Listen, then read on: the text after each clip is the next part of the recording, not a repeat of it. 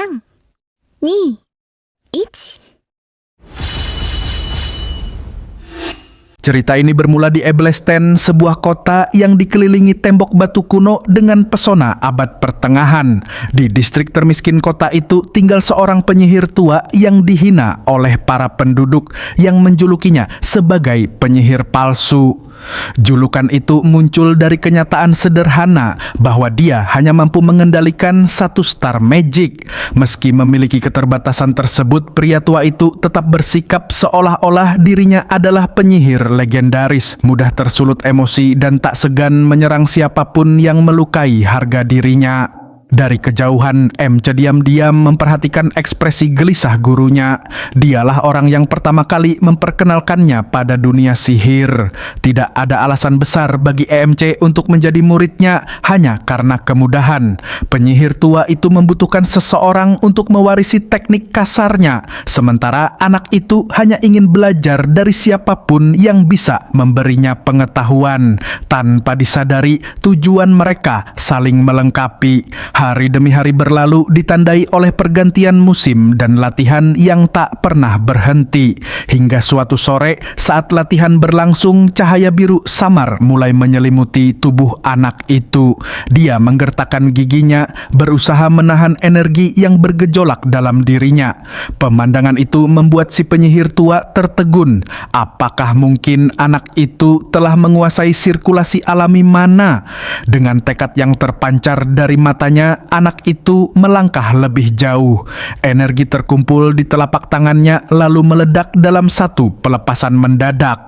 Sihir itu membentuk konstruksi padat di udara, sebuah sekop yang melesat cepat ke depan. Penyihir tua hanya bisa terpaku saat serangan itu menghantam pohon secara langsung, merobek kulit kayu dan mengguncang tanah di sekitarnya. Keduanya berdiri kaku, terdiam oleh apa yang baru saja terjadi. Sejak saat itu, pemuda tersebut menghabiskan 1 tahun penuh untuk menyerap semua yang bisa dia pelajari dari gurunya. Dia menjalankan berbagai tugas kecil, menyelesaikan pekerjaan sepele, dan perlahan mengukuhkan dirinya sebagai penyihir bintang 1.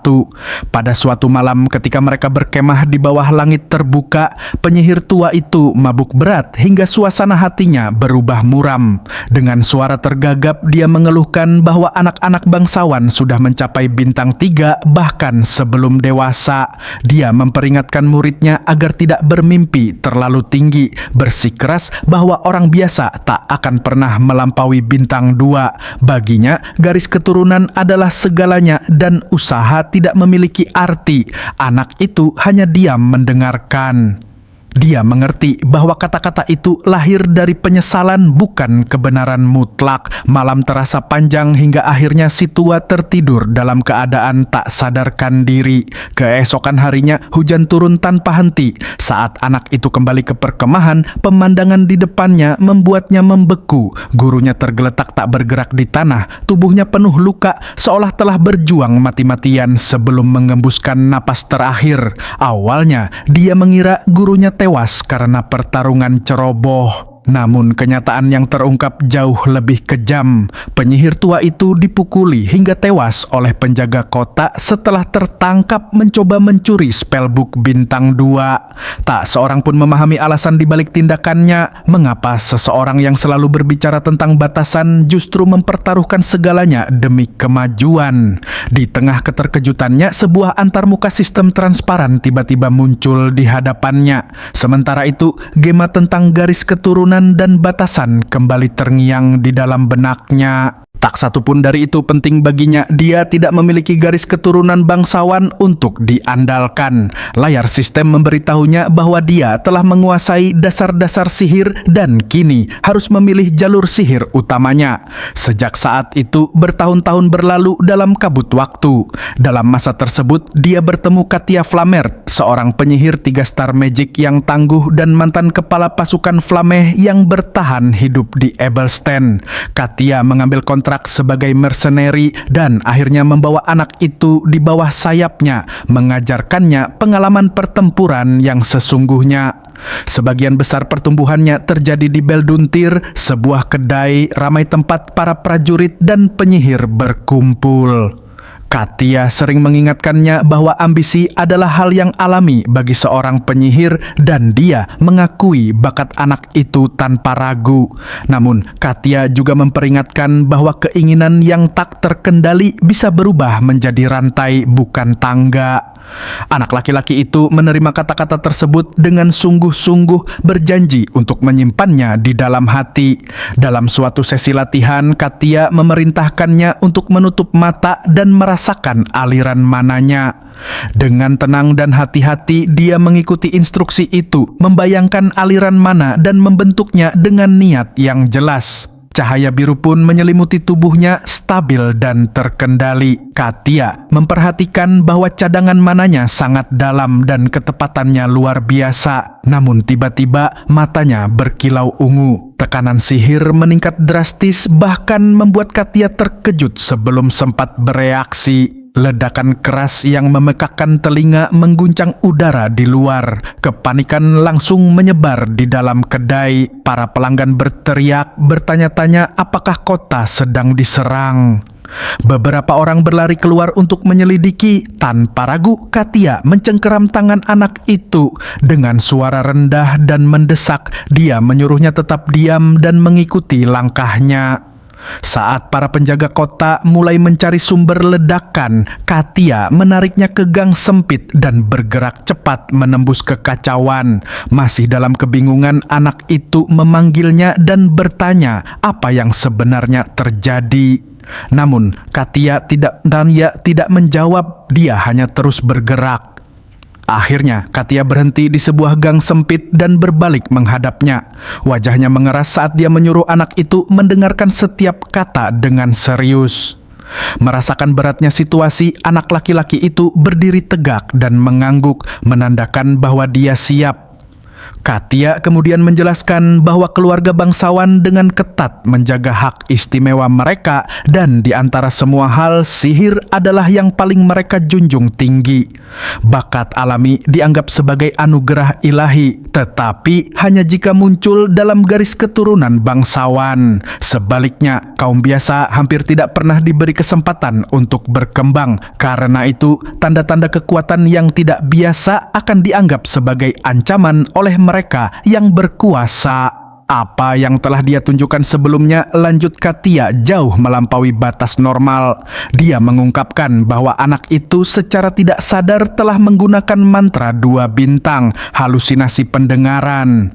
Saat kata-kata itu meresap, panel sistem transparan yang familiar kembali muncul di hadapannya, mengonfirmasi bahwa pada usia 14 tahun dia telah resmi naik peringkat menjadi penyihir 2 star magic. Sejak hari itu, Katia tetap berada di sisinya, bepergian bersama dan mengajarkan berbagai mantra tambahan. Waktu berlalu dengan stabil hingga setahun kemudian dia menerima tawaran yang tak bisa ditolak.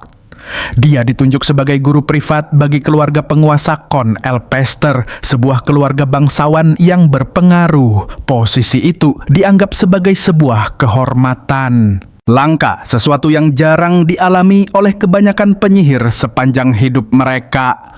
Sebelum berangkat, Katia menyerahkan sebuah buku mantra bintang 2 kepadanya sebagai hadiah perpisahan. Sendirian di kamarnya, anak itu mempelajari buku tersebut dengan cermat, menganggapnya sebagai pelajaran sekaligus pengingat. Setahun pun berlalu. Selama waktu itu, dia secara mandiri berhasil menguasai 2 mantra bintang 2 lainnya. Kini, di usia 16 tahun, ambisinya tetap tak tergoyahkan. Bahkan tekadnya justru semakin kuat. Suatu malam di kedai, sang manajer dengan penuh antusias memanggil namanya. Hampir tak bisa menahan kegembiraannya. Dia mengaku akhirnya mendapatkan permintaan yang sangat menguntungkan. Penasaran, anak itu meminta penjelasan lebih lanjut. Dengan senyum lebar, manajer itu mengungkapkan bahwa permintaan tersebut datang dari House Duplain, sebuah keluarga dari kadipaten besar. Anak itu terkejut. Dia bertanya-tanya mengapa keluarga bangsawan sekuat itu mencari bantuan dari sebuah kedai sederhana. Namun, sang manajer justru semakin bersemangat. House Duplain terkenal akan kekayaannya. Mereka mampu menghamburkan emas tanpa batas. Sambil mencengkeram lengannya, manajer itu bersikeras bahwa ini adalah kesempatan langka untuk membangun koneksi berharga. Tetap tenang, penyihir muda itu hanya bertanya apa sebenarnya tugas yang harus dia lakukan. Manajer pun menjelaskan bahwa pekerjaannya sederhana, membasmi monster di wilayah mereka.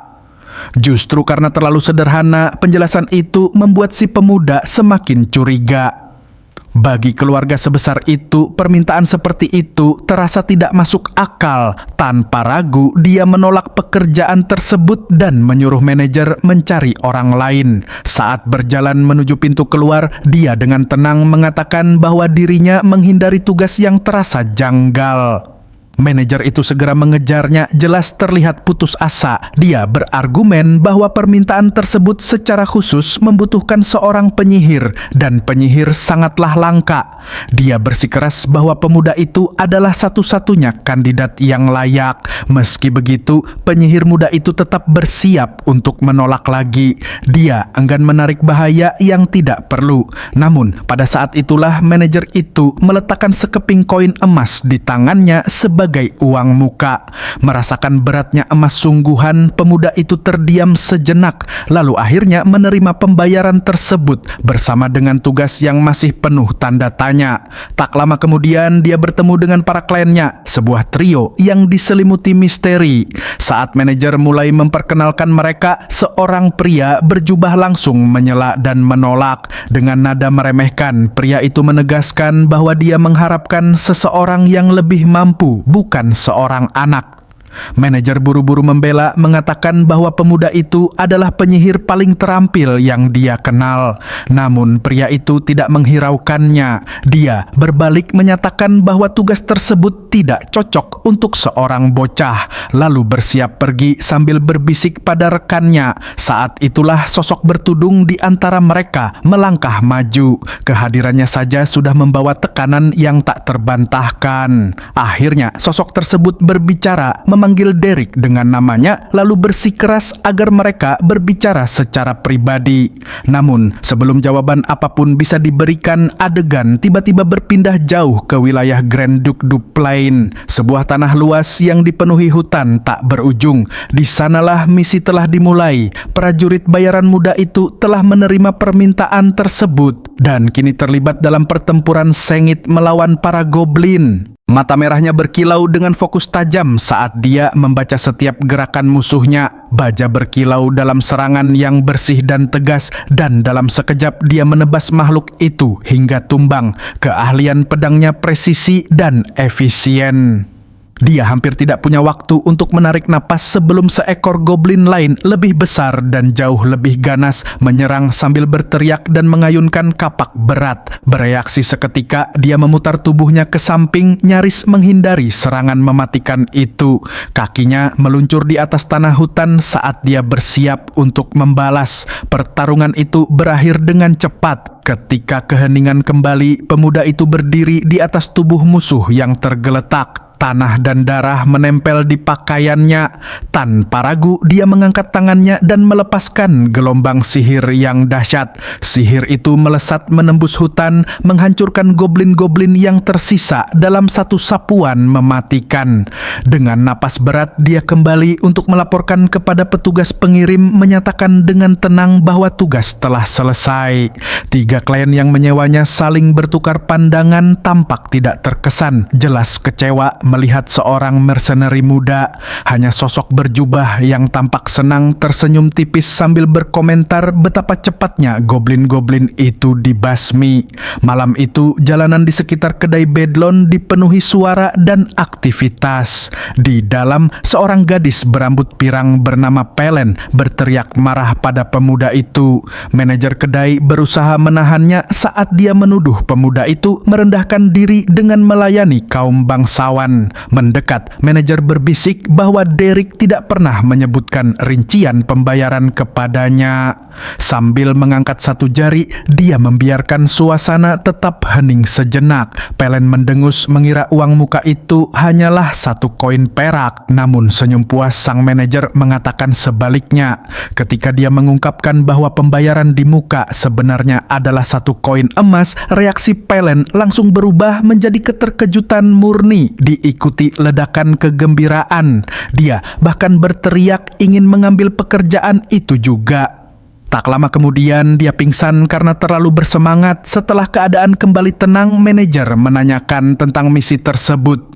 Pemuda itu hanya mengangkat bahu dan menjawab singkat bahwa semuanya sederhana, hanya goblin. Namun, dia menambahkan sesuatu yang tak terduga. Menurutnya, meskipun penampilan mereka meyakinkan, para klien itu tidak sepenuhnya jujur. Manajer mengedipkan mata, tidak yakin apakah dia mendengar dengan benar. Sambil menyesap minumannya, anak laki-laki itu menjelaskan bahwa bangsawan yang mereka klaim memiliki kekurangan dalam 3 hal penting yang seharusnya dimiliki oleh seseorang dengan status tersebut. Adapun pelayan mereka, dia jelas hanya berpura-pura, tangannya terlalu bersih, tidak pernah tersentuh pekerjaan kasar yang biasanya dilakukan seorang pelayan. Namun, sebelum dia sempat menyebutkan ketidaksesuaian yang ketiga, manajer memotong pembicaraan dengan tajam memanggil namanya. Pemuda itu terdiam dan mendengarkan saat manajer mengingatkannya pada satu kebenaran penting. Seorang mercenary tidak dibayar untuk mempertanyakan motif.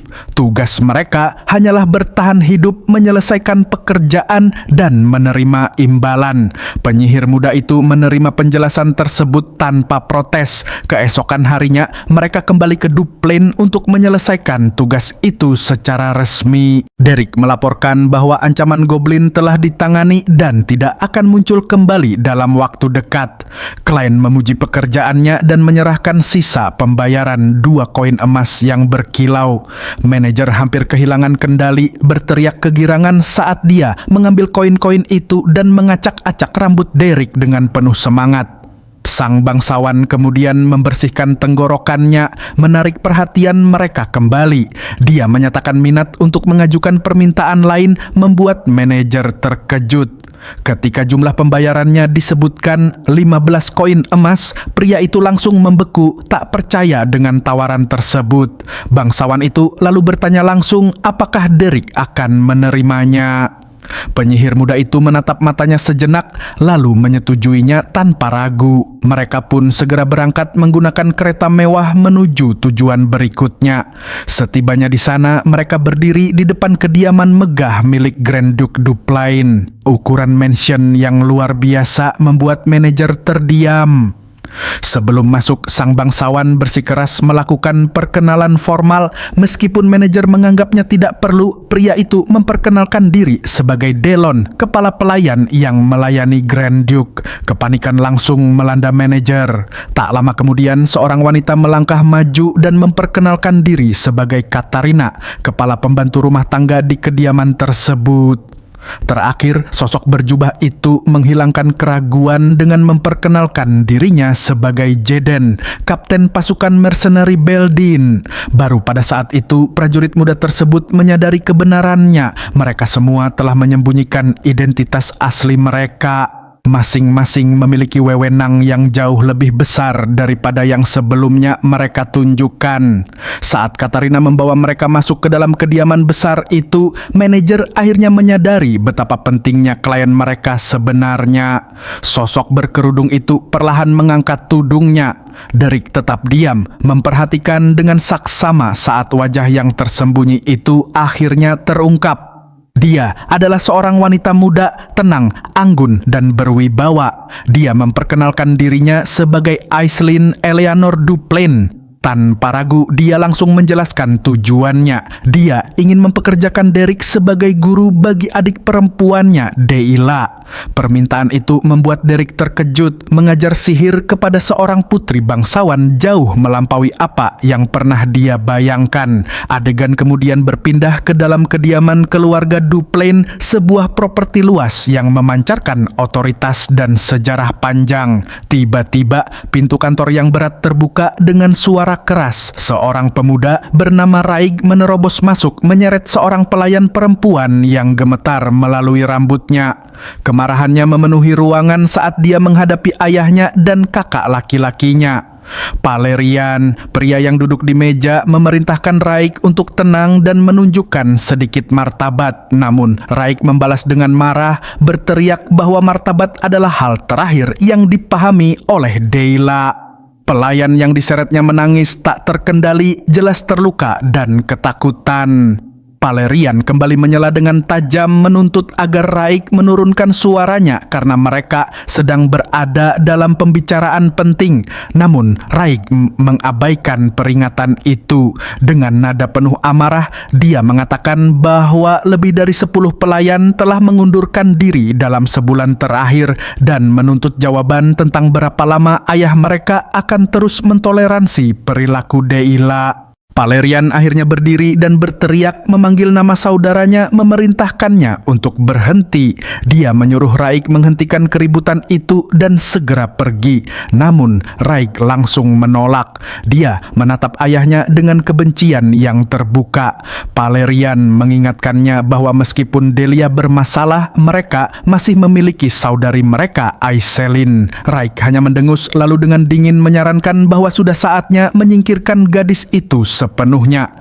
Suara ayahnya langsung mengeras, memperingatkan bahwa keputusan seperti itu bukan hak Raig untuk membuatnya.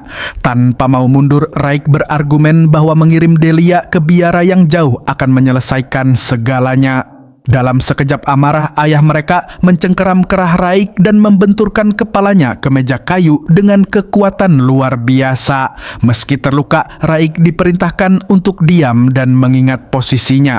Saat dia terhuyung keluar dari ruangan, Raig bergumam bahwa suatu hari nanti ayahnya akan dipaksa untuk memilih. Grand Duke hanya menatapnya pergi, wajahnya muram dan gelisah. Kembali ke masa kini, Aiselin membimbing Derek melewati koridor panjang yang bergema di dalam mansion. Dia bertanya apakah Derek mengenali nama Delia. Derek menjawab bahwa dia pernah melihat nama itu tercantum dalam catatan keluarga. Aiselin tersenyum tipis lalu menjelaskan bahwa saudarinya jarang muncul di hadapan publik. Mereka berhenti di depan sebuah pintu besar yang diukir dengan indah. Pada saat yang sama, Valerian keluar dari kantor sambil menopang Raig yang wajahnya babak belur. Valerian menyambut Aiselin dengan hangat dan menanyakan bagaimana waktunya di Ebelsten. Aiselin menjawab dengan sopan, mengucapkan terima kasih atas kepeduliannya dan mengatakan bahwa dia hidup dengan nyaman. Valerian kemudian meminta maaf, menjelaskan bahwa Raig membutuhkan perhatian, lalu membawa putranya pergi. Mata merah Derek berkilau samar saat dia memproses apa yang baru saja dilihatnya. Saat mereka berjalan, dia melihat pelayan yang sama dari sebelumnya berlutut di sudut lorong menangis pelan. Baru pada saat itu, beban situasi yang mengelilingi Delia benar-benar mulai dia pahami. Tak lama kemudian, Aiselin dan Derek duduk untuk membahas perjanjian secara resmi. Aiselin menyampaikan maksudnya kepada ayahnya dan memperkenalkan Derek sebagai guru yang akan mengawasi pendidikan Delia. Grand Duke mengamati penyihir muda itu dengan cermat. Tatapannya tajam dan sulit dibaca. Menyadari ayahnya sedang sibuk, Aiselin meminta maaf dan mulai mengarahkan diri menuju pintu keluar.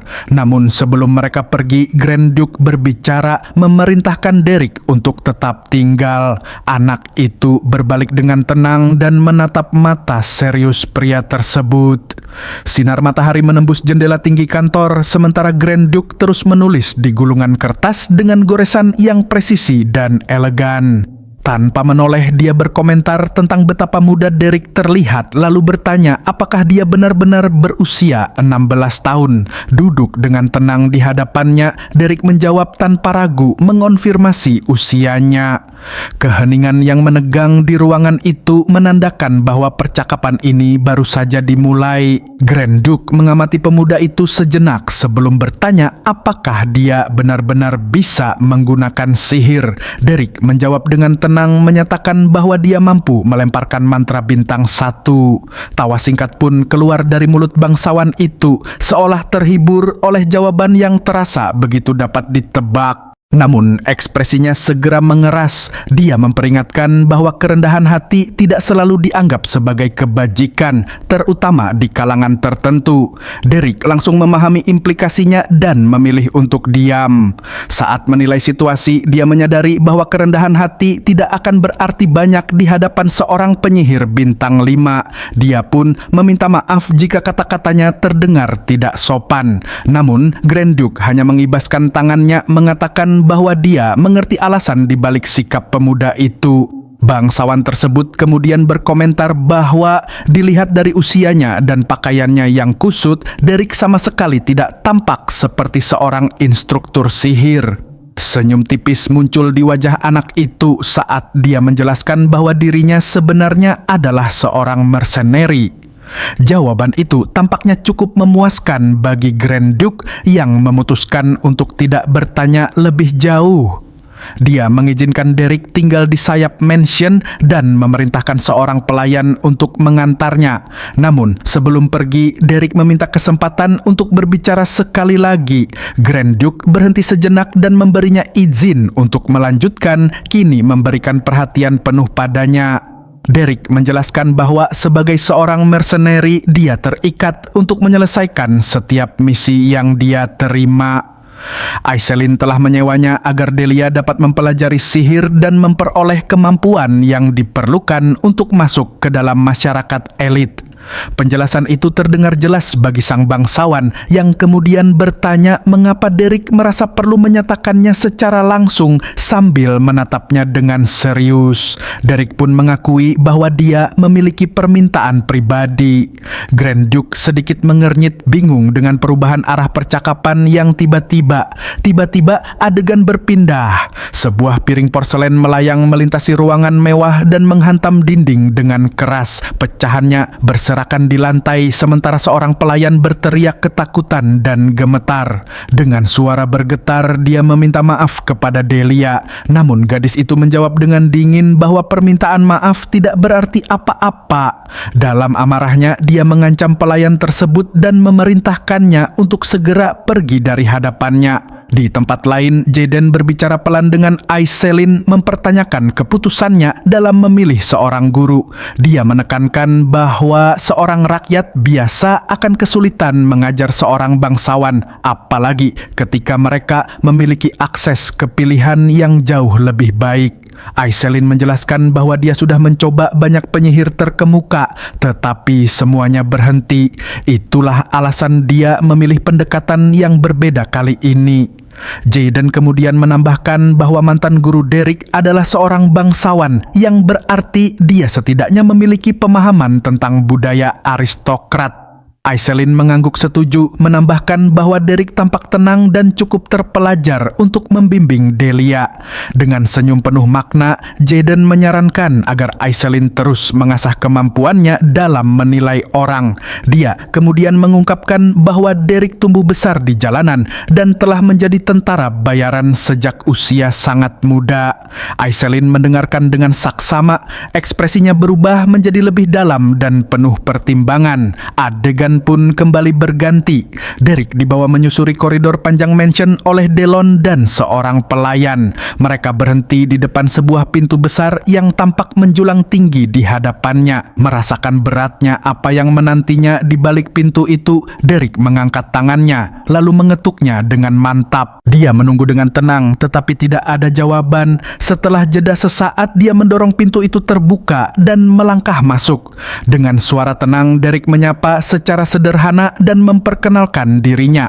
Dia kemudian berbicara kepada Delia dengan sopan, meminta waktu sebentar untuk berbicara berdua saja. Tanpa menoleh, gadis itu memerintahkannya untuk mendekat. Derek menuruti, melangkah maju dengan gerakan terukur. Saat jarak di antara mereka semakin dekat, senyum licik mulai terbentuk di bibir Delia. Sesaat kemudian, dia melemparkan isi cangkir langsung ke wajah Derek. Cairan itu menyembur ke rambutnya, mengalir di pipinya, lalu menetes perlahan ke lantai. Dengan senyum sinis, Delia berkomentar bahwa dia sempat mengira Derek hanyalah makhluk god yang menyusup ke kamarnya. Mengulang hinaannya, dia bertanya apakah dia benar-benar tentara bayaran yang disebutkan oleh para pelayan. Bersandar malas di kursinya, dia terus menatap Derek dengan jijik yang terang-terangan. Lalu, dia naik ke atas meja kecil agar bisa memandangnya dari posisi yang lebih tinggi. Tanpa ragu, dia mengambil sebuah ember dan menuangkan isinya yang kotor ke atas kepala Derek. Air busuk mengalir deras, membasahi tubuhnya sepenuhnya. Namun, Derek tidak bergerak. Dia tetap berdiri diam saat air itu menetes dari tubuhnya. Delia mendesis kesal, mengeluh bahwa embernya sudah kosong dan penghinaan itu tidak sememuaskan yang dia harapkan. Saat itulah Derek perlahan mengangkat kepalanya, matanya menyala dengan amarah yang tertahan. Perubahan itu terjadi begitu cepat hingga membuat Delia terkejut. Ekspresinya sesaat menunjukkan keterkejutan sebelum dia kembali menyerang, mencoba menendangnya. Namun, Derek bereaksi seketika. Dia menangkap kaki Delia di udara dengan mudah. Kehilangan keseimbangan di atas meja, Delia berjuang sia-sia sebelum akhirnya terjatuh ke lantai. Meringis, dia menutup hidungnya dan mengeluh tentang bau busuk di sekitarnya. Salah satu sepatunya terlepas dan jatuh di bahu Derek. Derek tetap diam di tempatnya, menatapnya dengan tenang sambil menggunakan meja untuk menjaga keseimbangannya. Delia bangkit kembali dan menyeringai, memanggilnya tikus god. Sekali lagi dia mempertanyakan bagaimana seseorang seperti Derek bisa mengajarinya. Adegan pun sejenak berpindah. Grand Duke berdiri di dekat jendela, memandang keluar sambil mempertimbangkan permintaan Derek sebelumnya. Anak itu telah menyatakan dengan jelas bahwa kehadirannya berarti masalah Delia tidak sesederhana yang terlihat. Dia bahkan telah bertanya seberapa besar wewenang yang benar-benar bersedia diberikan oleh sang Duke kepadanya. Bangsawan itu hanya terdiam, matanya tajam saat mempertimbangkan implikasinya. Kembali ke masa kini, Delia masih berada di lantai. Wajahnya memerah, matanya melebar dalam ketidakpercayaan. Derek berdiri di atasnya, menatap dengan ekspresi yang sulit dibaca. Dia mengamati setiap gerakan gadis itu. Perlahan rasa takut mulai muncul di matanya. Dengan suara rendah namun tegas, Derek memerintahkannya untuk segera berdiri. Tidak ada bantahan, kenangan pun kembali beralih. 3 tahun sebelumnya, Derek duduk di dalam kereta bersama Katia, menanyakan bagaimana cara menangani murid yang membangkang. Dia menjawab dengan tenang, mengatakan bahwa dia akan mencoba memahami mereka terlebih dahulu, lalu membimbing mereka dengan kesabaran. Katia menganggap jawaban itu naif dan bertanya apa yang akan dia lakukan jika cara itu gagal.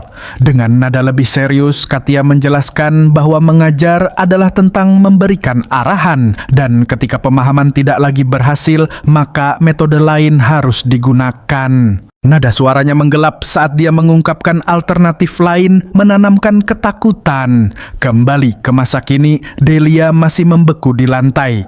Derek mengulangi permintaannya, menyuruhnya berdiri dan menunjukkan rasa hormat tanpa membuatnya harus mengulang lagi. Perlahan Delia mulai bangkit, amarah terlihat jelas di wajahnya. Namun di tengah gerakannya, dia tiba-tiba berteriak dan melayangkan pukulan ke arah Derek.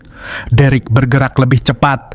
Tangannya menghantam wajah Delia dengan bersih, dingin dan tanpa ragu. Dengan suara tegas dia memperingatkan bahwa dia tidak akan mengulangi instruksinya dan bahwa Delia harus belajar memperlakukan orang lain dengan benar. Terkejut, Delia menatapnya. Ketidakpercayaan di matanya perlahan berubah menjadi kemarahan. Dia berteriak memanggil para pelayan, berteriak bahwa seorang rakyat jelata tidak berhak menyentuhnya. Beberapa saat kemudian, Delon masuk ke ruangan bersama 2 pelayan lainnya menuntut penjelasan tentang apa yang telah terjadi.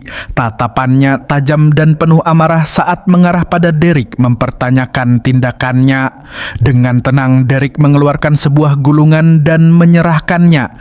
Dia menjelaskan bahwa Grand Duke telah memberinya wewenang penuh atas pendidikan Delia. Ekspresi Delon langsung berubah saat dia memeriksa segel resmi pada gulungan tersebut. Delia pun membeku.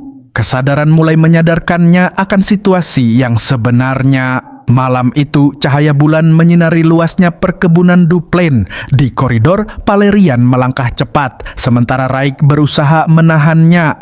Namun Valerian tetap menerobos masuk ke sebuah ruangan menuntut jawaban apakah Derek adalah tentara bayaran yang dimaksud. Derek menatapnya dari balik buku dengan tenang namun jelas tidak senang. Valerian melangkah maju dengan emosi, menuduhnya telah memukul saudarinya. Derek menjawab dengan tenang bahwa Grand Duke sendiri telah menyetujui tindakannya. Raik kemudian mengingatkan Valerian bahwa bahkan ayah mereka telah memberikan izin. Namun Valerian mendesis pada Raik agar tidak ikut campur, lalu memerintahkan Derek untuk mengikutinya ke tempat lain. Raik hanya tersenyum sinis, berkomentar bahwa Delia memang membutuhkan pelajaran dan bahwa Valerian tidak akan bertindak terlalu jauh. Derek hanya memperhatikan mereka pergi tanpa berkata apapun. Raik mendengus pelan, bertanya mengapa saudaranya terus melindungi gadis yang dianggapnya lemah itu. Adegan pun beralih, menampilkan Delia di masa lalu masih kecil, ketakutan, dan sepenuhnya sendirian. Kembali ke masa kini, Valerian berhenti di depan sebuah pintu tertutup dan memberi isyarat agar Derek masuk. Dengan suara yang lebih lembut, dia menjelaskan bahwa ruangan itu dulunya adalah kamar Delia, dibiarkan seperti itu sejak dia pergi. Ruangan tersebut terasa seolah membeku dalam waktu. Perhatian Derek tertuju pada sebuah kanvas di dekat jendela, sebuah lukisan setengah jadi dengan warna-warna cerah yang belum selesai. Valerian berbicara pelan, mengungkapkan bahwa saudarinya sangat menyukai menggambar. Dia sering memanggilnya dengan antusias untuk menunjukkan hasil karyanya. Matanya selalu bersinar penuh kegembiraan. Namun, dia tidak pernah benar-benar menyelesaikan lukisannya. Dia hanya mengisi bagian yang paling dia sukai, meninggalkan sisanya kosong. Setelah jeda singkat, Valerian meminta maaf karena telah kehilangan kesabaran sebelumnya. Derek menanggapi dengan tenang lalu bertanya mengapa dia dibawa ke ruangan yang dipenuhi karya-karya yang belum selesai. Wajah Valerian menggelap. Dengan nada serius dia mengatakan bahwa Delia tidak pantas untuk ditertawakan. Tetapi dia terobsesi dengan garis keturunan keluarga. Obsesi itu akhirnya membuatnya diusir dari rumah utama dan dikurung di sayap bangunan. Suaranya bergetar saat dia mengakui bahwa jika Delia bisa mempelajari satu sihir bintang saja, mungkin dia bisa meyakinkan ayah mereka untuk mempertimbangkannya kembali. Sambil memegang lengan Derek dengan erat, Valerian memohon agar dia membantu saudarinya. Derek menghentikannya dan meminta waktu sejenak untuk berpikir.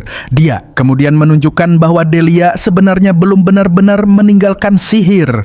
Buku-buku miliknya dipenuhi catatan tangan. Dia bertanya apakah buku-buku itu berasal dari sekolah resmi, dan Valerian segera mengonfirmasinya. Pemahaman perlahan muncul di wajah Derek. Perhatiannya tertuju pada sebuah lukisan yang belum selesai, sebuah gambaran hutan cerah yang masih setengah jadi. Sambil memegang salah satu buku sihir, tatapannya mengeras dengan tekad. Dia mengembalikan buku itu dan berkata singkat bahwa dia akan mencoba. Malam pun turun di atas perkebunan Duplain yang luas. Di sayap bangunan, Delia tertidur tanpa sadar hingga tiba-tiba air es menyiramnya tanpa peringatan. Dia terbangun dengan terkejut, berteriak dalam keadaan basah kuyup. Di hadapannya, Derek berdiri dengan tenang. Dengan senyum tipis, Derek bertanya apakah dia benar-benar menganggap ini waktu yang tepat untuk tidur. Marah, Delia berteriak bahwa dia sudah gila dan menuntut penjelasan bagaimana dia berani masuk ke kamarnya. Mengabaikan protes itu, Derek mencengkeram lengannya dan mengatakan bahwa mereka akan pergi ke suatu tempat penting. Delia berteriak meminta tolong saat dia diseret melewati koridor, tetapi tidak ada satupun yang datang. Tanpa peduli, Derek membawanya keluar dari mansion menuju hutan yang gelap. Di sana, dia mendorongnya hingga jatuh ke tanah. Rasa sakit menjalar di tubuhnya. Dengan marah dan panik, Delia berteriak bahwa dia gila jika mengira kekejaman seperti ini bisa mengajarinya sesuatu. Derek menjawab dengan tenang bahwa dia memang tidak pernah mau mendengarkan, lalu bertanya apakah dia ingin mendengar sesuatu yang menarik. Senyum dingin muncul di wajahnya saat dia mengaku bahwa dia menikmati menempatkan bangsawan sombong pada tempatnya. Ketakutan mulai menguasai Delia. Dia menuntut penjelasan atas maksud kata-katanya. Derek mendekat lalu berbisik bahwa pengaturan bimbingan itu hanyalah alasan untuk mendekati orang-orang seperti dirinya dan menghancurkan mereka. Dia kemudian mengeluarkan pedangnya, berkomentar dingin tentang betapa indahnya teriakan seorang bangsawan. Mundur dengan ketakutan, Delia bertanya apakah dia pikir dia bisa lolos dari hukuman. Dengan pedang di tangan, Derek mengingatkannya bahwa dia sudah ditakdirkan untuk dikirim ke biara dan tidak ada yang akan mempercayai ceritanya. Jika sesuatu terjadi padanya, dia bahkan bisa dianggap membantu keluarganya dengan menghilangkannya. Kepanikan langsung melanda Delia. Dia menyadari bahwa jika tetap di sana, dia bisa mati. Tanpa berpikir panjang, dia bangkit dan berlari ke dalam hutan. Dia cukup mengenal medan untuk mencoba menghilang, dan jika dia bisa kembali ke mansion, dia yakin Dereklah yang akan dihancurkan. Namun kemudian dia merasakannya. Gelombang panas muncul dari belakangnya. Api mulai berkumpul di kegelapan, membentuk bola api raksasa di udara. Tanpa ragu, Derek melepaskan sihir itu ke arahnya. Delia menoleh ke belakang dengan ngeri, langsung mengenali serangan tersebut. Sihir api bintang 2 mustahil bagi seorang rakyat biasa. Keputusasaan memenuhi matanya saat Derek menatapnya dengan tenang. Senyum kejam terukir di wajahnya. Bola api itu menghantam tanah tepat di belakangnya. Panasnya melesat ke depan seperti binatang hidup. Dia berteriak saat ledakan meletus. Gelombang kejut melemparkannya ke udara dan menghantamnya ke lantai hutan. Tergeletak di tanah hutan yang dingin, Dila berusaha menelan ludah saat ketakutan menghimpit dadanya. Detak jantungnya bergemuruh di telinganya. Langkah kaki mendekat dengan tenang. Saat dia menoleh, Derek sudah ada di sana, mengenakan senyum tipis sambil berkomentar bahwa serangannya sepertinya meleset. Dia memaksakan diri berdiri dan berlari lagi. Paru-parunya terbakar saat dahan-dahan menggaruk kulitnya. Kebencian memutar wajahnya saat dia melirik ke belakang, menolak membiarkan ketakutan menjadi hal terakhir yang dia tunjukkan. Namun, kekuatannya mulai habis. Kakinya tersangkut di jalur terbuka dan dia terjatuh keras ke tanah. Setiap ototnya berteriak protes. Dia mencoba bangkit, tapi tubuhnya membeku. Sebilah pisau es melayang beberapa inci dari wajahnya, memancarkan cahaya dingin yang menembus kegelapan.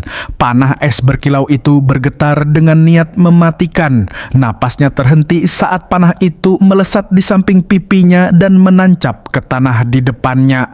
Embun beku menyebar di permukaan tanah. Dila tidak bisa bergerak. Derek dengan tenang memuji kecepatannya, berkomentar bahwa itu mengesankan untuk seseorang yang dikurung di samping. Dia terengah-engah menatapnya dengan ketakutan murni, namun masih menolak menyerah.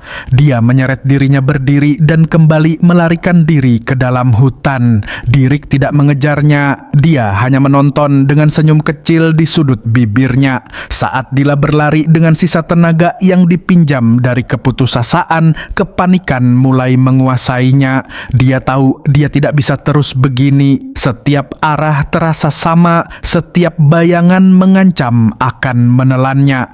Dirik berlutut dan menempelkan tangannya ke tanah. Cahaya samar menyebar saat mantra pelacak diaktifkan. Ketika dia mengangkat pandangannya, jalur buruannya sudah jelas baginya. Saat dia mulai mengikuti jejak itu, sesuatu terasa klik di benaknya. Hutan ini bergerak mengikuti ritme keinginannya. Sesuai dengan lukisan-lukisan yang pernah dia lihat, dia akhirnya mengerti. Dia tidak hanya melukis pemandangan, dia menuangkan koneksinya dengan tempat ini ke dalam kanvas, menangkap emosi, bentuk, dan potensi yang selalu ada di sana. Terpojok, Dayla akhirnya berteriak dan melempar batu ke arahnya dengan sisa tenaga yang dimilikinya. Dirik tidak bergeming. Dengan satu gerakan lancar, pedangnya berkilat dan membelah batu itu menjadi dua bagian. Mata Dayla melebar karena terkejut. Dirik mengakui tekadnya, mencatat bahwa dia memilih untuk bertarung daripada terus berlari. Namun kaki Dayla sudah lemas. Dia ambruk, sepenuhnya kelelahan. Dirik mendekat, menunjukkan bahwa dia sudah tidak memiliki tenaga lagi. Pedangnya terangkat lalu turun perlahan ke arahnya. "Apakah kau punya kata-kata terakhir?" tanyanya. Dayla tertawa pahit dan hancur lalu menatapnya dengan tantangan terbuka.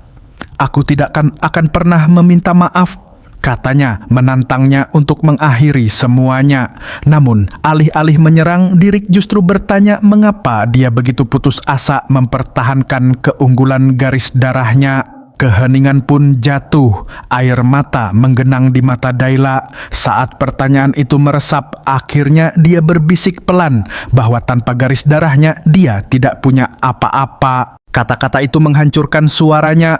Tiba-tiba dia berteriak mengulang kata sihir berulang kali. Amarah dan keputusasaan merobek hatinya. Dia menuntut untuk tahu apakah Dirik berpikir dia belum pernah mencoba.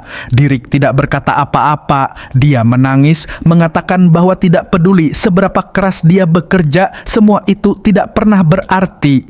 Dengan air mata mengalir di wajahnya, Dayla menatap tanah, bertanya pada dirinya sendiri apa yang tersisa jika garis keturunannya adalah satu-satunya hal yang pernah diizinkan untuk dia pegang. Suara Dayla tergagap saat ia bertanya siapa dirinya yang sebenarnya.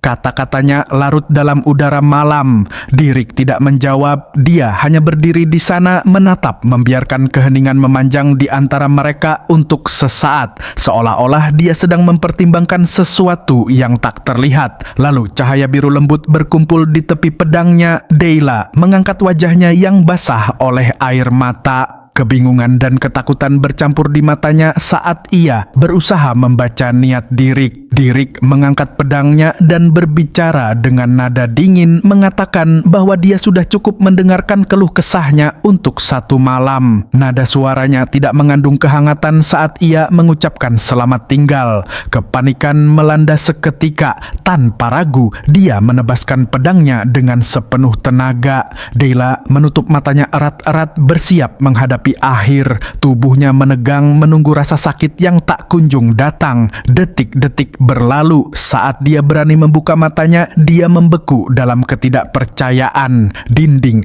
es kristal yang menjulang tinggi berdiri di depannya berkilau samar dalam kegelapan. Dia menatapnya, napasnya tertahan di tenggorokan. Di sisi lain penghalang beku itu, Dirik berdiri tenang mengamati reaksinya. Pada saat itu Dayla merasakan sensasi aneh menjalar di lengannya. Dia menunduk saat tangannya mulai bersinar dengan cahaya biru samar. Dia telah melakukannya. Mananya akhirnya merespons. Dirik dengan tenang mengembalikan pedangnya ke sarungnya dan memberikan ucapan selamat, diikuti dengan permintaan maaf atas kekasarannya sebelumnya. Dayla hanya bisa menatap, pikirannya berusaha memahami apa yang baru saja terjadi. Dirik menjelaskan bahwa apa yang dialaminya hanyalah manifestasi mana. Namun, fakta bahwa dia berhasil melakukannya sudah sangat berarti. Kesadaran itu menghancurkan ketenangannya sepenuhnya. Air mata mengalir bebas saat dia tertawa dan menangis sekaligus. Terlalu bahagia, dia berteriak lega, merayakan kenyataan bahwa akhirnya dia bisa menggunakan sihir. Meskipun hanya sedikit, Dirk tetap berada di dekatnya, membiarkannya melepaskan semua yang selama ini dia pendam. Setelah dia tenang, Dirk memberitahunya bahwa dia termasuk dalam sekolah liar. Pernyataan itu membuatnya terkejut. Dirk melanjutkan penjelasannya bahwa kebanyakan bangsawan diajarkan melalui sistem sihir yang terstruktur. Itulah sebabnya Dayla selalu kesulitan memaksakan sistem itu seperti mengenakan pakaian yang tidak pernah dimaksudkan untuk pas. Dayla bertanya bagaimana dia bisa mengetahui hal itu begitu cepat. Dengan senyum tipis, Dirk mengatakan bahwa dia telah melihat lukisannya dan merasakan mana yang tertanam di dalamnya. Dia menjelaskan bahwa penyihir liar secara instingtif beresonansi dengan alam, seringkali mengekspresikannya jauh sebelum mereka menyadari apa itu. Perlahan, pemahaman mulai menyebar di wajah Dayla. Ia bangkit dan berkata itu cukup untuk 1 malam. Meskipun dia telah membangkitkan mananya, perjalanannya baru saja dimulai. Saat dia berbalik untuk pergi, Dayla memanggil namanya. Dia berhenti dan menatapnya dengan malu-malu, tangannya terlipat erat. Dia mengucapkan terima kasih dengan suara lembut. Dirk ragu-ragu tidak tahu harus menjawab apa, lalu hanya mengatakan bahwa sudah waktunya untuk pergi bersama. Mereka kembali menuju mansion. Di sepanjang jalan dia berkomentar tentang salah satu lukisannya. Dia dengan lembut mengakui bahwa itu adalah karya terbaiknya. Keesokan paginya, sinar matahari menerangi ruangan menandai awal sesuatu yang baru. Dayla terbangun di tempat tidurnya merasa berbeda, lebih tenang dan lebih fokus. Dengan tekad baru, dia mengangkat tangannya dan menutup mata, berusaha dengan hati-hati memanggil kembali mananya. Dayla menatap tangannya yang terulur, alisnya berkerut dalam konsentrasi. Dia mencoba mengarahkan energi asing yang mengalir di dalam tubuhnya. Tetapi begitu dia mencoba membentuknya, kekuatan itu meluncur pergi seperti kabut. Cahaya samar itu menghilang, meninggalkan Dayla menatap telapak tangannya dengan frustasi. Bahkan sekarang mengendalikan mana terasa jauh lebih sulit daripada yang dia bayangkan. Di luar kamarnya, seorang pelayan mendekati dengan keranjang cucian yang disadarkan di pinggangnya. Pada saat itu, pintu terbuka tiba-tiba tanpa peringatan. Pelayan itu berteriak kaget, terjatuh ke belakang. Ember yang dia bawa terbalik dan air keruh tumpah di lantai menyembur ke kaki telanjang Dayla. Pemuda bangsawan itu tidak bergerak. Dengan gemetar pelayan itu berlutut dan meminta maaf berulang kali. Suaranya bergetar karena ketakutan. Dia sepenuhnya mengharapkan hukuman. Sama seperti sebelumnya, Dayla menatapnya dalam diam. Raut wajahnya gelap dan tak terbaca. Keheningan itu berlangsung cukup lama hingga pelayan itu semakin panik menempelkan dahinya ke lantai sambil memohon belas kasihan. Lalu dengan tenang Dayla berkata, "Lebih berhati-hati lain kali ya." Tanpa berkata lagi, dia berbalik dan pergi. Pelayan itu tetap membeku di lantai. Terkejut, dia tidak mengerti. Tidak ada tamparan, tidak ada teriakan, tidak ada kekejaman. Pelayan lain segera berkumpul, berbisik tak percaya saat mereka tahu bahwa bangsawan muda itu membiarkannya pergi hanya dengan peringatan. Di tempat lain di mansion, Dirk tidur nyenyak, sama sekali tidak menyadari keributan itu. Ketenangan itu hancur saat ketukan keras menggemak di pintunya. Ditertai seseorang memanggil namanya dengan mata mengantuk. Dia duduk dan menggosok matanya, masih berusaha memahami apa yang terjadi sebelum dia bisa menanggapi pintu terbuka dengan paksa. Dayla masuk dengan Delon di belakangnya dan menutup Dirk untuk mengajarinya mengendalikan mananya. Delon menatapnya dengan terkejut, berusaha percaya bahwa dia benar-benar berhasil memanifestasikan sihir. Dayla mengabaikan reaksi sepenuhnya dan menatap Dirk mengulangi permintaannya. Jelas tidak tertarik berdebat di pagi hari. Dirk menyuruhnya kembali pada siang hari. Tanpa penjelasan lebih lanjut, dia menutup pintu. Delon berdiri di sana terkejut oleh perubahan yang dia saksikan pada Dayla. Namun dia sama sekali tidak tergerak. Amarah meletup seketika. Dia memukul-mukul pintu, berteriak agar Dirk kembali dan segera mengajarinya. Satu-satunya respons yang dia dapatkan hanyalah keheningan saat Dirk kembali tidur meninggalkan Dayla marah di lorong. Pada siang hari, sinar matahari menerangi mansion Duplain yang besar dengan kehangatan menyusuri koridor-koridor panjangnya. Langkah kaki bergema dengan tujuan. Dua pelayan berbisik di dekatnya bergosip tentang bagaimana Dayla tidak merusak apapun hari itu. Salah satu menambahkan dengan suara pelan bahwa bangsawan muda itu bahkan telah membangkitkan sihirnya. Reig yang sedang lewat terhenti sejenak saat mendengarnya. Matanya melebar ketika dia berbalik tajam ke arah para pelayan, menuntut mereka mengulangi apa yang baru saja mereka katakan. Sementara itu, di kantornya, Grenduk terus menulis dengan tenang hingga Aiseline memberitahunya tentang kabar tersebut. Menurut para pelayan, Dayla memang telah memanifestasikan sihir. Pria itu akhirnya sedikit rileks, jejak kelegaan melintas di wajahnya. Namun dia tetap memperingatkan agar tidak terlalu cepat bersorak karena memanifestasikan mana saja tidak membuktikan apa-apa. Aiseline mendesis mendengar kata-katanya, menegur bahwa saudara perempuan mereka pantas dipuji karena sudah sampai pada titik itu. Ayah mereka mendengarkan dengan tenang saat perdebatan berlangsung. Ekspresinya tak terbaca. Reiji mengingatkan mereka tentang perilaku Dayla di masa lalu dan bersikeras bahwa hal itu saja tidak cukup untuk menyelamatkannya dari dikirim ke biara. Grenduk tidak berkata apa-apa, jelas sedang mempertimbangkan keputusan selanjutnya. Kembali ke kamar, Dila duduk dengan punggung membelakangi, tangan terlipat dengan kesal. Dirik mendekat dan bertanya apakah dia marah karena tadi dia menutup pintu di depannya. Tanpa menoleh, Dila menjawab bahwa dia tidak kesal, dia marah. Dirik memperingatkannya bahwa meluapkan amarah tidak akan mengubah situasi.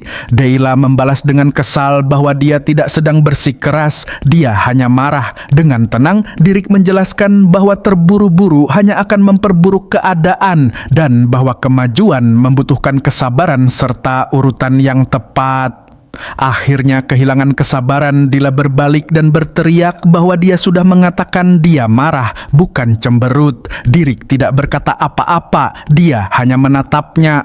Keheningannya terasa lebih berat daripada teguran apapun. Menyadari bahwa itu tidak berhasil, Dila menghela napas dan bergumam, "Baiklah, kalau menurutmu aku bersikeras, maka aku memang sedang cemberut." Itu akhirnya memicu reaksi. Dirik bersandar pada kursi dan mulai menjelaskan bahwa hanya karena dia telah membangkitkan mana, bukan berarti dia siap menggunakannya dengan bebas.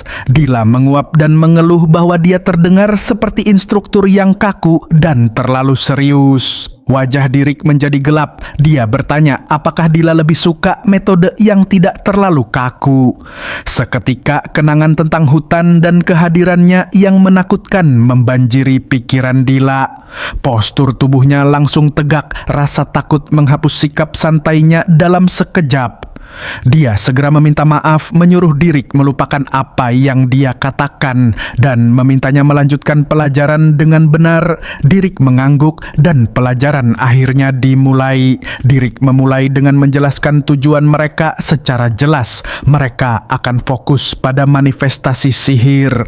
Dia menjelaskan bahwa sekolah alam liar tidak mengikuti rumus kaku, alih-alih aturan. Sekolah ini menghargai insting, kebebasan, dan harmoni dengan sifat alami seseorang. Saat dia berbicara, dia menambahkan bahwa pendekatan ini sangat cocok untuk Dayla.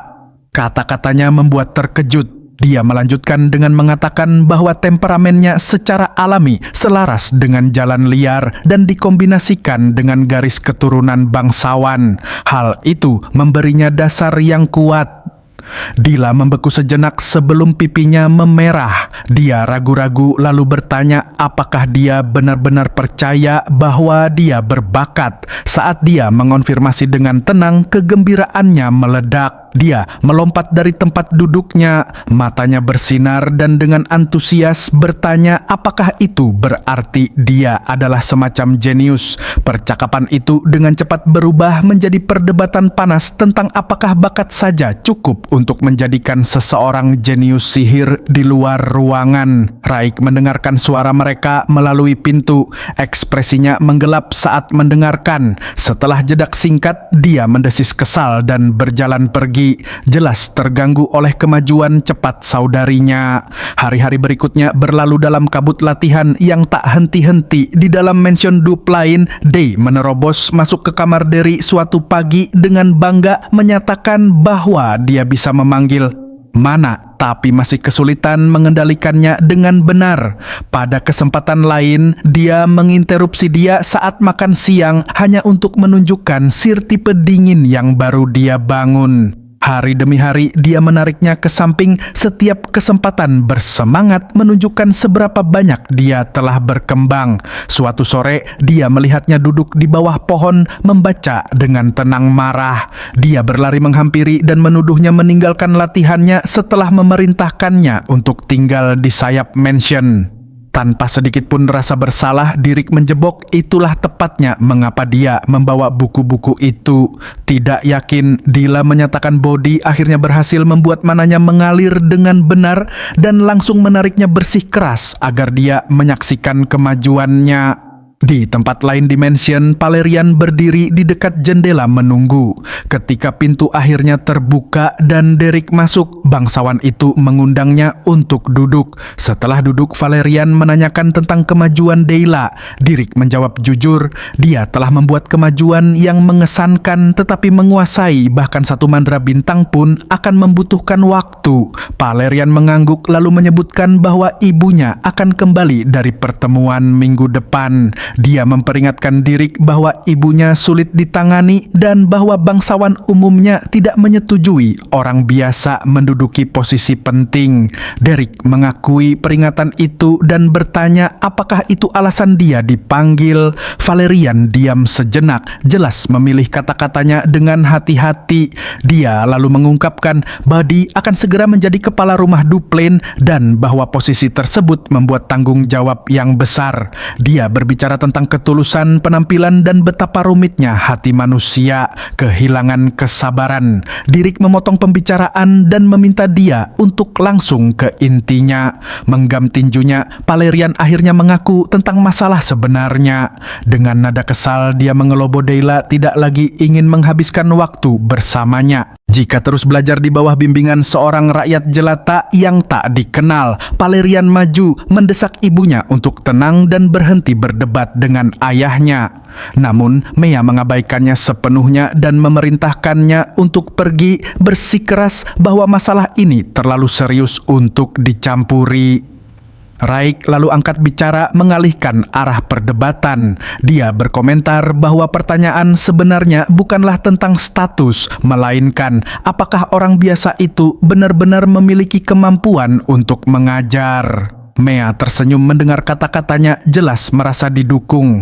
Sementara itu, kekhawatiran Valerian semakin dalam. Raik melanjutkan bahwa meskipun seorang rakyat biasa mengajar bangsawan adalah hal yang tidak lazim, hal itu masih bisa ditoleransi jika tutor tersebut mampu membuktikan nilainya.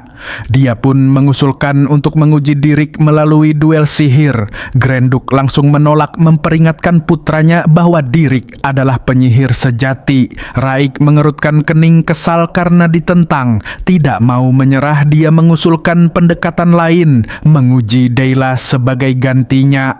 Valerian menatapnya bingung. Dengan tenang, Raik menjelaskan bahwa jika Derek benar-benar guru yang kompeten, maka kemajuan Dayla akan berbicara dengan sendirinya. Grenduk tetap diam, jelas sedang mempertimbangkan ide tersebut. Valerian mencoba membantah, tetapi Raik sudah berbalik dan berjalan pergi, berniat melaksanakan rencananya. Saat mereka meninggalkan ruangan, Valerian menuntut jawaban, bertanya apakah saudaranya telah gila karena mengusulkan hal seperti itu untuk saudari mereka sendiri. Raik membalas bahwa Dayla telah berubah dan mengingatkan Valerian tentang masalah yang pernah dia sebabkan di masa lalu. Valerian bersikeras bahwa Dayla adalah satu-satunya saudara perempuan mereka dan tetap membutuhkan perlindungan apapun yang terjadi. Raik tertawa getir dan bertanya apakah Valerian benar-benar masih percaya pada retorika garis darah terkutuk itu. Dia kemudian berteriak bahwa darah yang sama hampir menghancurkan keluarga mereka berkali-kali. Valerian membeku terkejut oleh racun dalam kata-kata saudaranya. Dengan dingin, Raik menyatakan bahwa nasib terbaik Deyla adalah tetap terkunci di sayap gedung selamanya sebelum akhirnya pergi. Ditinggalkan sendirian di lorong, Valerian menatap punggung saudaranya yang menjauh. Wajahnya menegang, penuh tekad saat sebuah rencana tak terucap mulai terbentuk di benaknya. Pada hari berikutnya, burung-burung berkicau tenang di sekitar halaman mansion. Ketenangan itu tiba-tiba pecah saat Deyla menerobos masuk ke kamar Dirik. Matanya berkilat penuh semangat. Dirik menatapnya jelas terganggu dan bertanya apa yang dia inginkan sepagi itu. Sebuah gulungan kertas dilemparkan ke atas buku yang sedang dia baca. Dengan tangan terlipat, Deyla memperingatkannya secara blak-blakan. Jika dia kalah dalam duel yang akan datang, dia akan dipecat. Dirik membaca dokumen itu, lalu dengan tenang menunjukkan bahwa Raig sudah menjadi penyihir bintang 1 yang berpengalaman, sehingga peluang untuk menang hampir tidak ada. Deyla langsung meledak, berteriak bahwa jika dia kalah, dia akan menanggung akibatnya. Tanpa terganggu, Dirik menjawab dengan senyum tipis bahwa dia hanyalah seorang tentara bayaran yang disewa untuk menyelesaikan pekerjaan, tidak lebih. Dia menambahkan bahwa bayaran yang dia terima bahkan sudah jauh melebihi ekspektasinya. Kata-katanya membuat Deyla terdiam, terkejut. Dia menuntut jawaban, bertanya apakah Dirik benar-benar tidak peduli jika dia dipecat. Dirik tidak menjawab, namun keheningannya sudah cukup memberikan jawaban. Seminggu berlalu dengan cepat dan hari duel akhirnya tiba. Arena terbuka dipenuhi antusiasme saat anggota keluarga Duplein dan para pelayan mereka berkumpul. Grenduk dan Mea memasuki arena dengan kehadiran yang mengesankan. Tatapan Sang Duk langsung tertuju pada Dirik yang sudah menunggu di medan. Penyihir muda itu membungkuk dengan hormat, ekspresinya tenang dan sulit dibaca. Duk mengamatinya dengan cermat, mencatat tidak adanya rasa gugup sedikit pun. Setelah duduk, dia memutuskan bahwa belum waktunya untuk menyingkirkan tutor setenang itu. Tak lama kemudian, Raig memasuki arena. Gerakannya terukur, ekspresinya dingin. Dia mengumumkan bahwa ini bukan sekadar ujian. Dia berniat menghancurkan Deyla sepenuhnya dan membuatnya menyesali setiap kesalahan yang pernah dia buat. Beberapa saat kemudian, Deyla memasuki lapangan dengan tudung menutupi kepalanya. Wajahnya teguh, dipenuhi tekad. Pikirannya melayang kembali ke percakapan sebelumnya. Dia pernah bertanya kepada Dirik apakah dia benar-benar tidak peduli dengan apa yang akan terjadi padanya. Dirik menjawab bahwa perkembangan sihirnya sudah berada di jalur yang benar. Dengan bingung dan hampir menangis, Deyla bertanya mengapa dia terus menyinggung garis keturunan Duplein. Dirik menjelaskan bahwa sekolah liar menekankan penemuan diri, bukan instruksi yang kaku. Dalam keputusasaan, Deyla menuntut jawaban mengapa dia mengatakan semua itu sekarang. Dirik tidak menjawab. Dia hanya menundukkan kepala. Deyla mengakui bahwa dia bukan murid yang ideal, namun dia memohon agar Dirik tidak meninggalkannya. Dia tidak ingin tutor lain. Dirik mendengarkan dalam diam, membelakangi dirinya. Setelah jeda panjang, dia mengakui bahwa dia tidak tahu apa-apa tentang etiket duel bangsawan. Dia belum pernah bertarung dengan aturan seperti itu. Kenangan pun bermunculan. Hidup Deyla yang selalu berada di bawah penilaian, bisikan kritik, dan tatapan kecewa. Dirik berkata bahwa dia bisa mengajarinya cara menang jika itu benar-benar yang dia inginkan. Bayangan kegagalan masa lalu membanjiri pikiran Deyla. Air mata mengalir di wajahnya saat dia mengangguk dan memintanya untuk membuatnya menang. Itulah alasan dia berdiri di arena hari ini, bukan sebagai adik Raig dan bukan sebagai anggota termuda keluarga Duplein. Dirik mengerti, di hadapannya kini berdiri seorang penyihir dan muridnya yang siap bertarung. Lapangan menjadi sunyi saat Deyla mengambil posisi di arena latihan. Posturnya tegak meski tegang.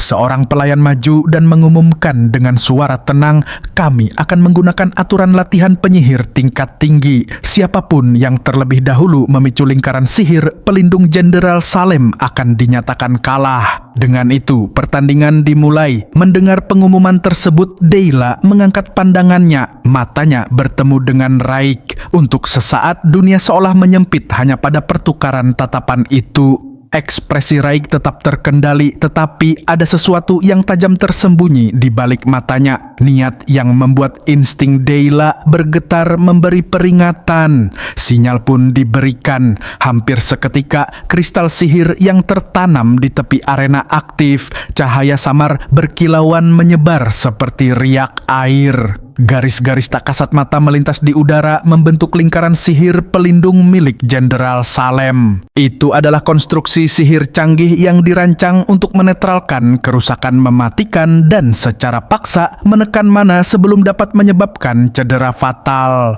Dari pinggir lapangan, Dirik menonton dengan mata menyipit. Jadi begitulah cara para bangsawan berlatih, pikirnya dingin. Aksesori mahal hanya untuk menghindari cedera. Matanya sempat melirik ke arah kalung sihir itu, lalu kembali ke medan pertempuran. Pasti nyaman menjadi kaya raya hingga bisa membuang uang seperti itu. Durasi latihan ditetapkan selama 10 menit, namun saat Dirik melihat posisi Raik, dia tahu pertarungan ini tidak akan berlangsung selama itu.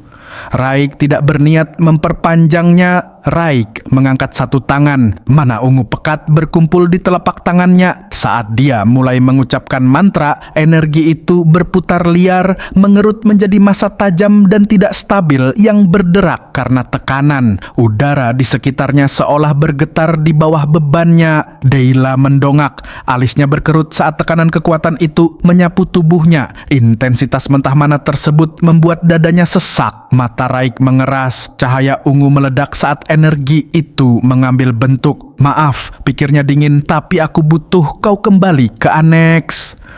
Tanpa peringatan dia melompat ke depan. Dengan teriakan lengannya diayunkan ke bawah. Goresan tajam, energi terkonsentrasi melesat di udara, menjerit saat meluncur lurus ke arah Deyla. Mata Deyla berkilat. Di detik terakhir dia mengaktifkan kemampuannya dan meluncur ke samping. Serangan itu meleset tipis melewati tubuhnya sebelum menghantam tanah di belakangnya. Raik mendesis, giginya bergemelutuk. Berani sekali dia.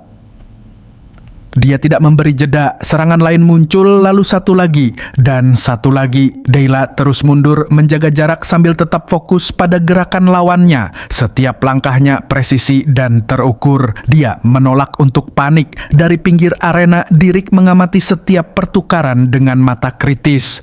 Dia menangani sihir bintang 1 tanpa masalah nilai Dirik. Tapi dalam pertempuran nyata, dia masih kurang pengalaman. Tatapannya mengeras. Dia memaksa lintasan sihir, bukan mengarahkannya. Dengan kecepatan ini, mananya akan cepat habis. Pertempuran semakin intens saat serangan agresif menghantam penghalang Deyla. Perisai mana itu berkilau terang, bergetar saat energi tajam bertabrakan dengan permukaannya. Dampaknya mengirim getaran kuat ke seluruh lengannya. Raik mendengus. Dia bahkan belum menggunakan sihir peringkat bintang. Ini hanya manifestasi mana mentah.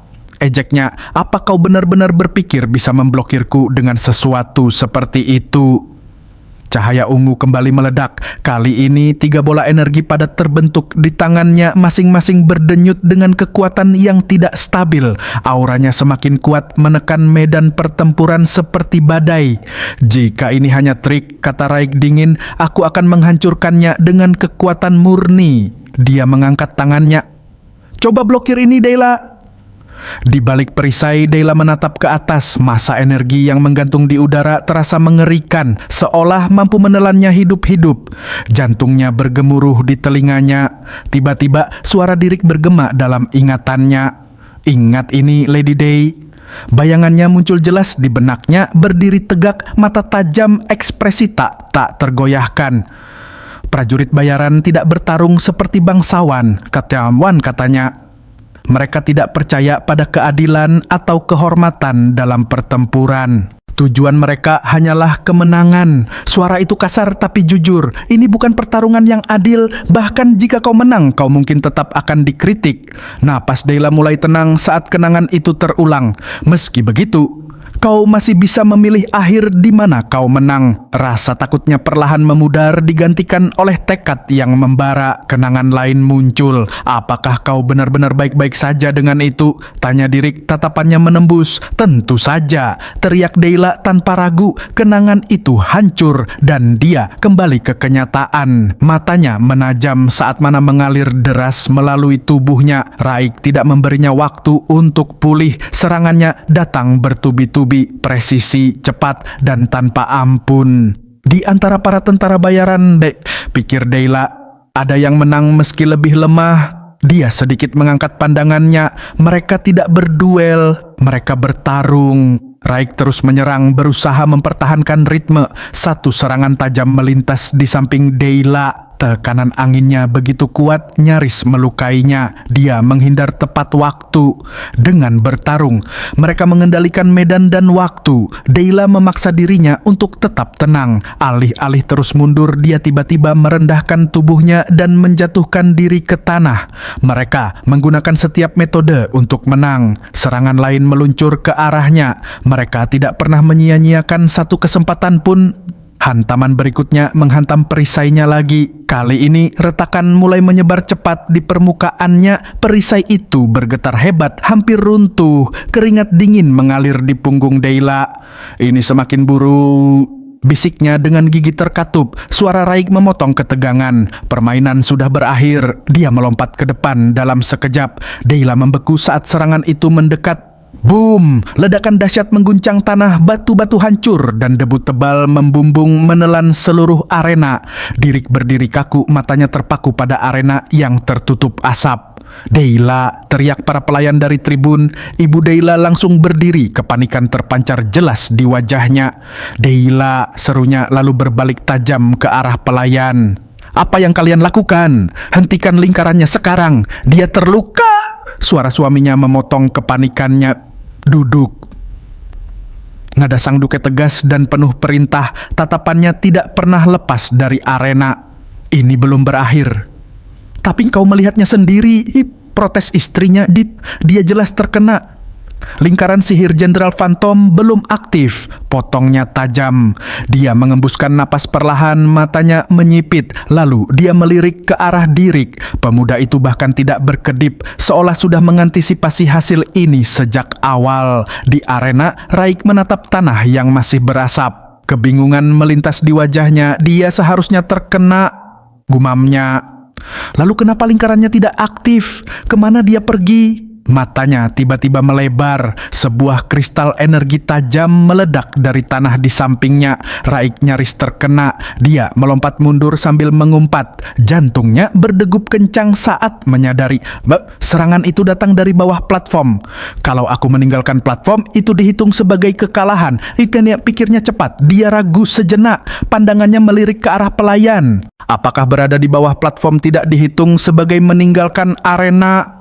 Raik menggigit bibirnya. Mereka mungkin tidak pernah membayangkan trik seperti ini digunakan dalam pertarungan bangsawan. Serangan lain meledak dari bawah tanah. Dia menghindarinya dengan selisih tipis. Napasnya semakin berat dengan setiap serangan. Aku bahkan tidak bisa melihatnya, gumamnya dengan wajah muram. Menyerang seperti ini kan akan sulit. Raut wajahnya semakin gelap. Yang kubutuhkan hanya satu pukulan bersih. Pertarungan ini sama sekali tidak mirip dengan duel bangsawan. Akhirnya Raik melihatnya. Dayla muncul dari dalam tanah. Debu dan tanah menempel di pakaiannya. Perlahan dia berdiri tegak dan menatap Raik. Amarah membara di matanya, jauh dari ekspresi tenang yang biasanya dia tunjukkan. Raik menegang. Aku pernah melihat ekspresi itu sebelumnya. Kesadarannya muncul seketika. Itu adalah ekspresi yang sama seperti yang pernah dia lihat pada Dirik. Pandangannya langsung beralih ke arah Dirik. Tidak mungkin dia merencanakan ini sendirian. Giginya bergemeletuk. Sialan. Dirik, ini rencanamu. Dengan gerakan tajam, Raik melepaskan mantel hitamnya dan melemparkannya ke samping. Posisi tubuhnya berubah sepenuhnya, semua jejak kesombongan menghilang. "Baiklah," katanya dingin, "aku akan bermain dalam skemamu, Dirik." Serangan dari bawah telah mengguncangnya lebih dari yang dia akui. Pukulan dari area buta itu membakar pikirannya. Namun, alih-alih takut, hal itu justru membuatnya lebih tajam, lebih dingin. Di atas tribun, Ibu Deila condong ke depan, matanya melebar. Dia mulai menyadari ada sesuatu yang salah di bawah platform. "Deila jatuh ke bawah!" serunya panik. "Hentikan pertarungan ini!" Namun, Sang Duk tetap tenang. "Tidak ada aturan yang dilanggar," katanya singkat. "Tunggu." Tatapannya tetap terkunci pada arena, rasa ingin tahunya lebih kuat daripada kekhawatiran. Di bawah platform, tersembunyi dalam debu tebal, Deila duduk diam. Napasnya stabil, suara pertempuran di atas masih terdengar samar. Matanya berkilau lembut saat dia menggunakan sihirnya untuk mengganggu konsentrasi Raik. Dia bisa merasakan mana di udara, seperti benang-benang halus yang menyentuh kulitnya. Setiap aliran, setiap perubahan terasa jelas baginya. Fokusnya mengeras. Di atas, Raik menggigit bibirnya dan mencoba melantunkan mantra lagi. Tiba-tiba, es terbentuk di bawah kakinya tanpa peringatan. Dia melompat mundur tepat waktu, kemarahan melintas di wajahnya. Dia menargetkan kakiku. Setiap kali dia mulai melantunkan mantra, gangguan itu muncul. Jika ini terus berlanjut, aku akan kalah. Lalu matanya tertuju pada sesuatu, sebuah tiang tinggi dengan bendera di tengah arena.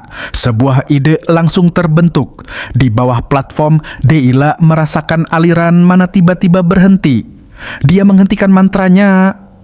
Alisnya berkerut dalam kegelapan. Berarti dia sedang merencanakan sesuatu.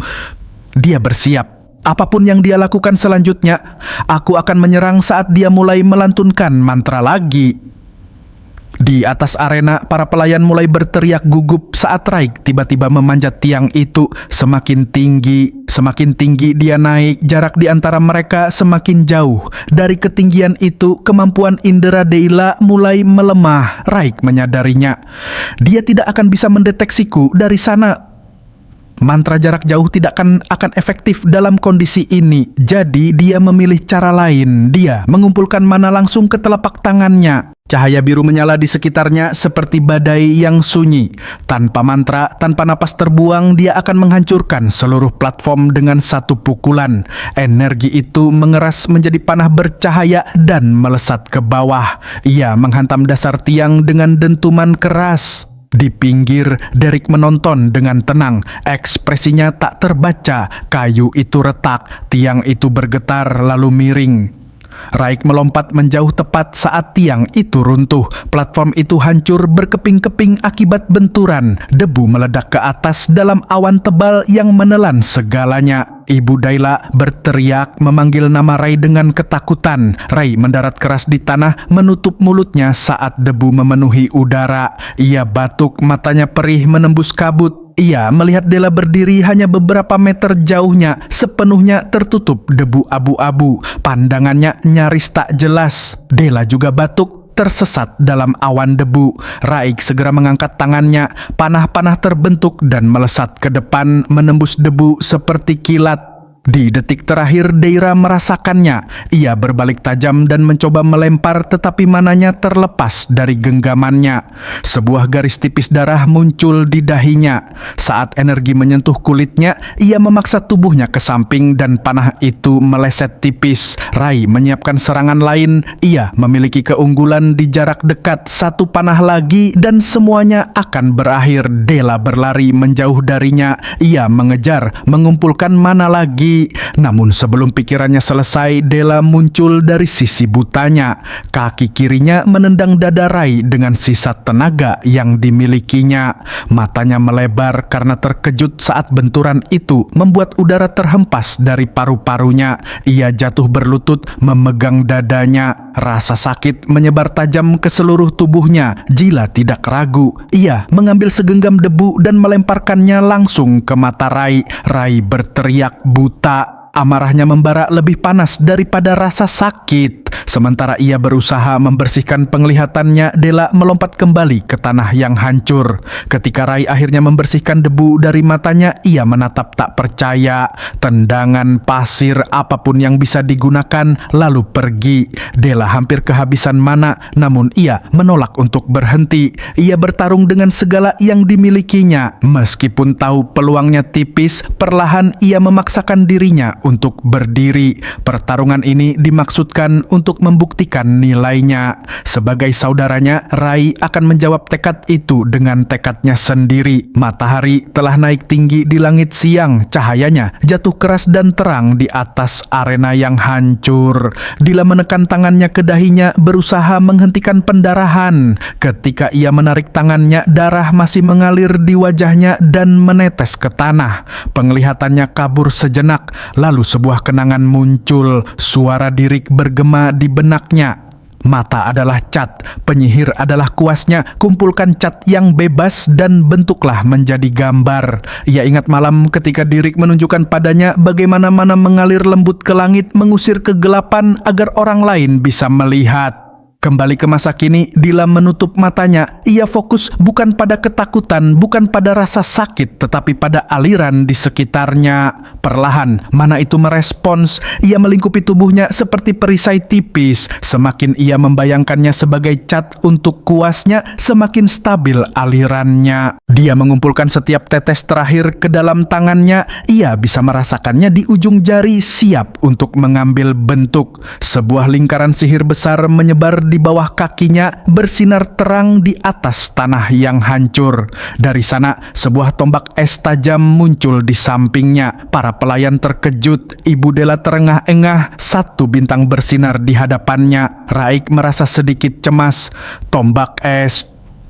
Jadi dia sudah mencapai level itu.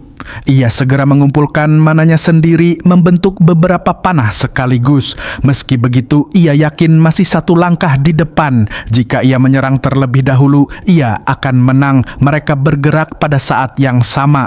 Dilla mendorong tangannya ke depan, melemparkan tombak es dengan kekuatan penuh. Raik melepaskan panahnya dalam badai cahaya biru. Serangan itu bertabrakan di udara, ledakan besar melanda arena. Energi biru meledak ke segala arah, membentuk lingkaran lebar yang berkilat dengan petir kuning. Gelombang kejut menghantam para penonton, membuat mereka terkejut. Debu kembali menutupi lapangan. Ketika debu mulai mereda, Raik berdiri dengan napas terengah-engah, kelelahan karena usaha. Di hadapannya, Della tetap diam. Dadanya naik turun dengan usaha yang sama. Di dekat mereka, Derek menonton tanpa berkata-kata. Tatapannya tenang, tertuju pada sisa-sisa pertempuran. 1 tahun yang lalu, 3 burung kecil berkerumun di dahan tipis di luar kastil Duplain. Induknya membungkuk, memberi makan mereka satu persatu, sementara mereka berkicau dengan lapar yang cerah dan kegembiraan yang sederhana. Suara itu hidup, bergema lembut di dinding-dinding dingin yang telah menyaksikan hal-hal yang jauh lebih berat. Di koridor, Duke berjalan dengan langkah pasti. Pelayannya mengikuti setengah langkah di belakang. Pelayan itu berbicara tentang surat yang tiba di kediaman Duplain pagi itu, tentang pertemuan yang akan segera berlangsung. Suaranya hati-hati, formal, memenuhi udara dengan urusan pangkat dan kewajiban. Namun Duke tidak mendengarkan. Tatapannya melayang melewati lantai yang berkilau dan jendela-jendela tinggi menuju sebuah pintu yang setengah terbuka. Di dalam ruangan itu, putrinya duduk sendirian di atas kursi. Posturnya tampak kecil, wajahnya pucat dan lesu. Pemandangan itu menghantamnya lebih keras daripada berita apapun yang pernah ia dengar. Adegan kembali ke lapangan latihan pagi tadi. Diela berdiri di bawah langit terbuka, napasnya tidak teratur, sihirnya hampir habis. Di hadapannya, Raik duduk sebagai lawannya. Perisai penghalang masih berkilau samar di antara mereka, bukti bahwa pertarungan telah berakhir. Dia kalah. Beban itu menekan dadanya saat ia menatap langit seolah mencari jawaban yang tertulis di awan. Namun tidak ada jawaban, hanya keheningan. Gurunya berdiri di dekatnya, bahunya tertunduk. Ia tidak berbicara, ia tidak perlu. Sikapnya saja sudah cukup menjelaskan segalanya. Ia telah percaya padanya, ia telah melatihnya. Namun hasilnya kini jelas di hadapan mereka. Penglihatan Diela mulai kabur. Satu tetes air mata jatuh, lalu yang lain, hingga kendali yang ia coba pertahankan hancur sepenuhnya. Ia menangis. Tangisan itu keras, terbuka, tanpa kelembutan. Bukan tangisan sunyi seorang wanita bangsawan, melainkan tangisan mentah seseorang yang telah memberikan segalanya dan tetap gagal. Dari kejauhan Duke mengamati. Wajahnya tetap tenang, tak terbaca. Di sampingnya istrinya membara oleh amarah. Suaranya meninggi menuntut penjelasan bagaimana sesuatu yang kasar dan brutal bisa disebut sebagai latihan sihir. Ia mempertanyakan guru latihan serta keputusan membiarkan kekejaman semacam itu terjadi pada seorang gadis muda dari keluarga Duplain. Kekesalan memenuhi ruangan seperti api yang mencari bahan bakar. Namun Duke tidak menoleh padanya, tatapannya tetap tertuju pada Diela. Tangis Diela mulai mereda tetapi tidak berhenti. Ia mengusap wajahnya berulang kali, berusaha menghapus air mata yang tak kunjung patuh. Pikirannya beralih pada kenangan bertahun-tahun lalu. Seorang kesatria muda pernah berdiri dengan bangga di hadapan raja, memperkenalkan dirinya sebagai Raymond Oswald Duplain. Suaranya kuat, penuh kehormatan. Sang raja memujinya, berbicara tentang ayahnya dan ambisi cerah yang terpancar di matanya. Duke mengingat tatapan itu dengan jelas. Ia pernah melihat api yang sama sebelumnya. Kini ia kembali ke masa kini. Diela masih berdiri di lapangan, tampak jauh lebih kecil dibandingkan sosok dalam ingatannya. Namun entah bagaimana keduanya terhubung oleh garis yang sama, sebuah tekad yang tak terputus. Duke memperhatikan wajah Diela yang basah oleh air mata. Keputusasaan terlihat jelas, namun di balik itu ada sesuatu yang lain, sesuatu yang berkedip lemah, rapuh, tetapi tetap hidup. Tatapannya telah berubah menjadi lebih tajam, lebih keras. Rasa sakit telah mengukir sesuatu dalam dirinya, sesuatu yang tidak akan pernah bisa dihapus oleh kenyamanan. Akhirnya Diela berhenti menangis. Meski air mata masih menggantung di bulu matanya, dua pelayan berlari mendekat dengan panik. Mereka memanggil namanya, bertanya apakah ia terluka dan mendesaknya untuk segera diobati. Tangan mereka meraih lengannya. Tanpa menatap, Diela menepisnya dengan satu gerakan ringan. Tidak kasar tetapi tegas. Para pelayan membeku, terkejut. Ia tidak menginginkan kenyamanan. Tidak sekarang. Diela berjalan menuju Raik. Raik berdiri ragu-ragu, seolah tidak yakin bagaimana harus bersikap di hadapan seseorang yang baru saja ia kalahkan. Ketika Diela berhenti di depannya, Raik menunduk. Kata-katanya tersendat di tenggorokan, namun ia berhasil mengucapkan pujian singkat dan canggung atas usaha Diela. Diela membalas dengan menundukkan kepala. Tidak ada alasan, tidak ada amarah, hanya pengakuan. Lalu ia berbalik. Para pelayan kembali bergegas mengikutinya, menawarkan untuk mengantarnya ke kamar. Namun Diela mengabaikan mereka dan terus berjalan sendirian. Setiap langkahnya terasa berat tetapi mantap. Saat ia tiba di hadapan gurunya, ia berhenti. Ia menatapnya dalam diam. Sejenak ia menahan diri, namun air mata kembali mengalir, kali ini lebih pelan. Ia segera mengusapnya lalu mengucapkan dua kebenaran sederhana. Ia telah kalah.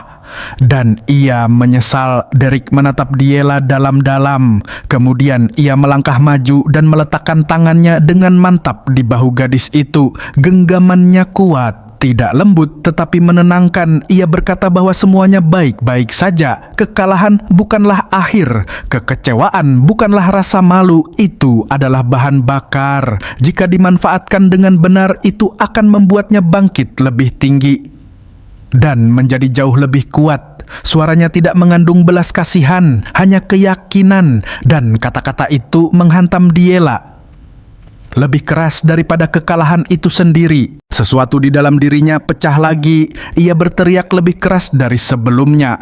Rasa sakit meluap dari dadanya tanpa kendali. Seorang pelayan bergegas mendekat, ragu apakah harus menyentuhnya. Sebelum ia sempat bertindak, Dacis datang mendekat. Ia berlutut di tanah tanpa peduli pada gaunnya, lalu memegang wajah putrinya dengan kedua tangan. Suaranya bergetar saat menghapus air mata Diela.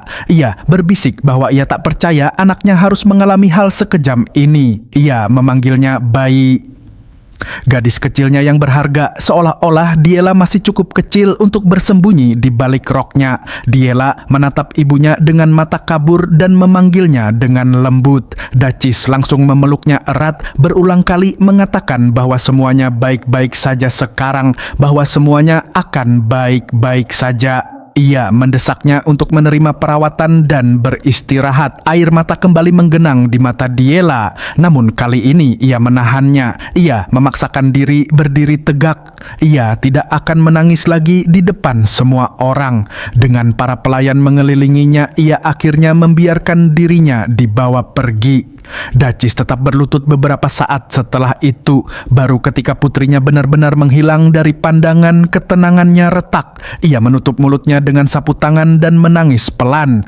Derek berbalik untuk pergi. Tugasnya hari itu telah selesai. Namun ia merasakan gerakan di belakangnya. Dacis bangkit dengan cepat dan berjalan ke arahnya. Ia berhenti lalu melirik ke belakang. Tangan Dacis menghantam wajahnya sebelum ia sempat berbalik sepenuhnya.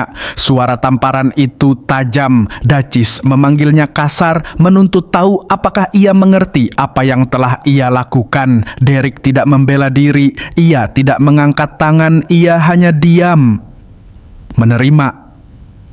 Dacis mencengkeram kerahnya, menuduhnya telah menodai sesuatu yang suci. Ia menuduh Derek mengisi putrinya dengan trik-trik murahan, metode memalukan yang tidak pantas bagi seorang wanita bangsawan. Pukulan lain menyusul. Derek tetap diam. Suara Dacis semakin keras, semakin tajam. Ia mengklaim ada dunia yang tak akan pernah dipahami oleh orang seperti Derek. Dunia kehormatan dan nilai yang tak bisa disentuh oleh orang biasa. Akhirnya Duke berdiri di antara mereka. Dacis menoleh padanya, putus asa mencari pembenaran. Ia bersikeras bahwa yang terjadi bukanlah latihan sihir yang pantas. Namun sebelum ia sempat menyelesaikan kata-katanya, tamparan lain terdengar. Kali ini dari Duke. Keheningan langsung menyelimuti halaman. Dacis menatapnya, tak mampu berkata-kata. Duke bertanya pelan, apakah ia tahu siapa yang benar-benar bertindak paling kasar hari ini? Bibir Dacis bergetar saat mencoba membalas. Ia mengingatkan bahwa Derek hanyalah orang biasa. Duke tidak membantah. Ya, katanya pelan, Derek hanyalah orang biasa yang tak berharga.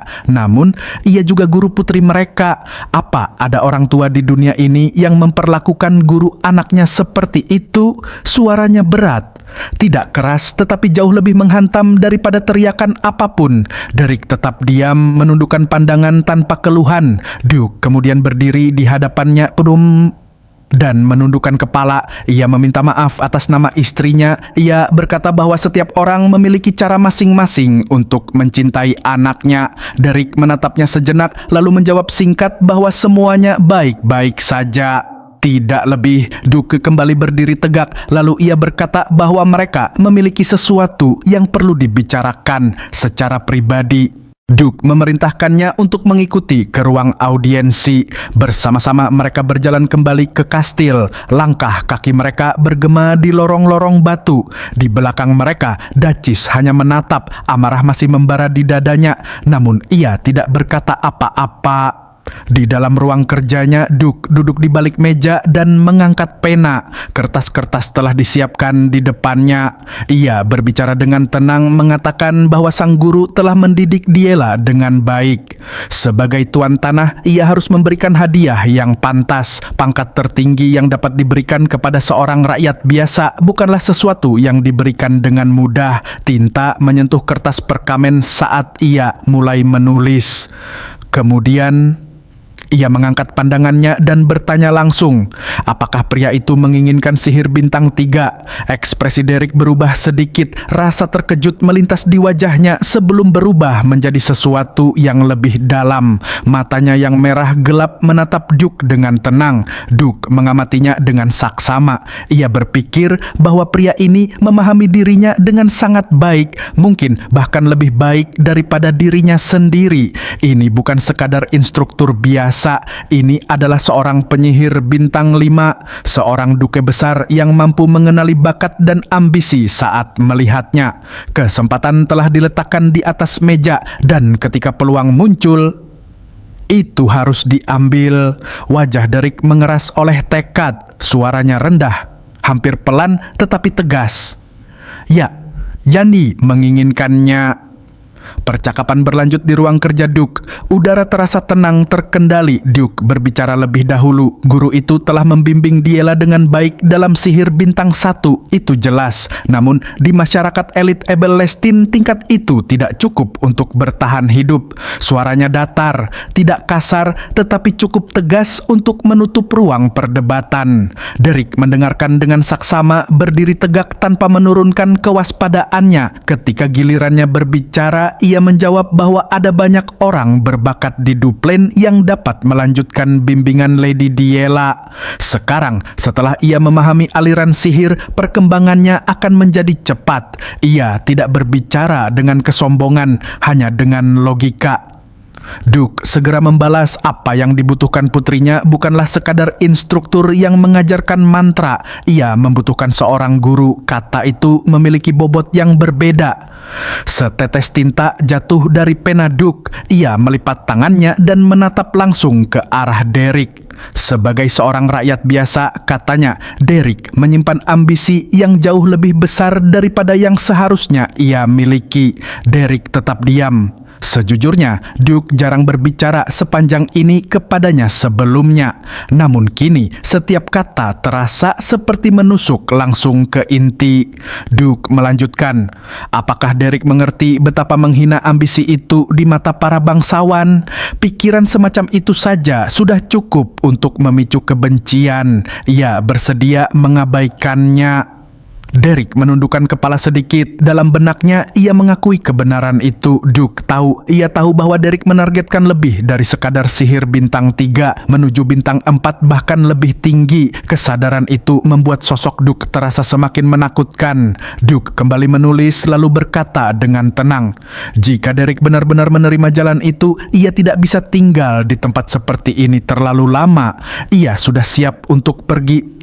Bukan. Derek menjawab singkat, ia siap. Duke mengangkat pandangannya lagi. Ia tidak buta terhadap ambisi sang guru.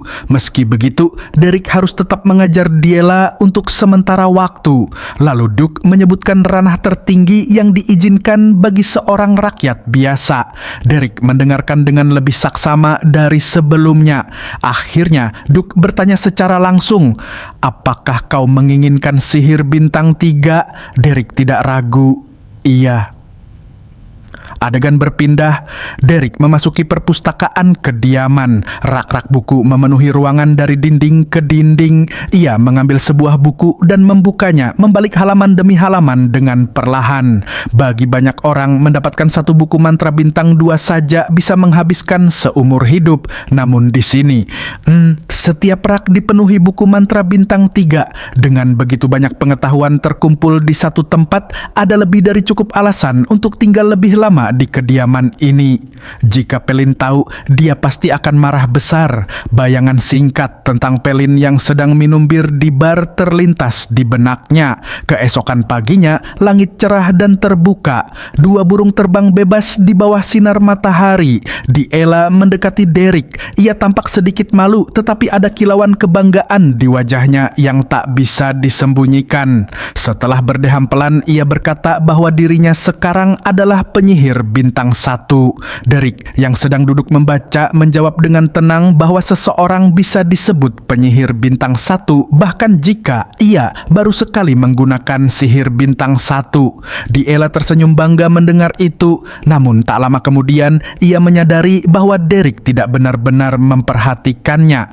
Ia menepuk meja dengan kesal dan menuntut apakah itu saja reaksinya terhadap kemajuan muridnya. Tanpa mengangkat pandangan dari bukunya, Derek menjawab bahwa itu bukanlah pencapaian yang luar biasa. Diela menengus mengakui bahwa itu sama sekali tidak mudah. Derek kemudian mengamati bahwa ia tampaknya telah pulih dengan baik dalam 3 hari terakhir. Ia bahkan menyinggung bahwa sebelumnya Diela terlihat seperti menangis. Pipi Diela langsung memerah. Ia buru-buru membantah, mengklaim bahwa itu hanya debu yang masuk ke matanya. Dengan nada sedikit kesal, ia menambahkan bahwa ayahnya seharusnya memberitahunya lebih awal. Ia sempat mengira Derek akan dipecat. Derek akhirnya mengangkat pandangannya dan menyarankan agar mereka memulai pelajaran.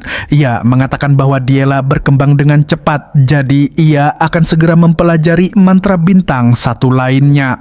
Rasa penasaran Diela langsung bangkit. Ia bertanya apa yang dimaksud dengan cepat.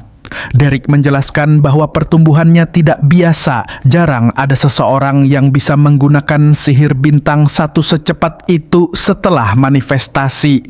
Diela langsung bersemangat. Ia menyatakan bahwa dirinya memang tipe orang yang selalu mencapai apa yang ia inginkan. Kegembiraan memancar darinya seperti aliran air. Ia mulai bertanya-tanya tentang sihir apa yang akan mereka pelajari selanjutnya. Pisau angin seperti yang digunakan Raik terlihat kuat. Tombak es juga terasa luar biasa. Jika ia berlatih lebih keras, ia yakin bisa menyerang bahkan Raik. Namun Derek memotongnya. Mereka akan berlatih manifestasi sihir. Wajah Diela langsung muram. Ia bertanya dengan kesal, "Mengapa aku tidak boleh belajar mantra bintang 1?" Derek menjawab singkat, "Ada banyak alasan, namun pada akhirnya dasar-dasar adalah yang paling penting. Jika dijelaskan secara sederhana, semuanya bermuara pada mana." Bahunya terkulai, kegembiraan menghilang dari wajahnya. Ia sedikit berpaling dan mengangguk dengan suara rendah. Jika Derek mengatakan demikian, maka itulah kenyataannya. Ia telah bersemangat sia-sia, mengira mereka akan memulai mantra baru. Derek memperhatikan reaksinya. Ia tidak sepenuhnya memahami perubahan suasana hatinya yang mendadak, tetapi keputusannya tetap tidak berubah. Dasar-dasar harus didahulukan. Diela menatap Derek dan menyadari bahwa pria itu memperhatikannya dengan saksama.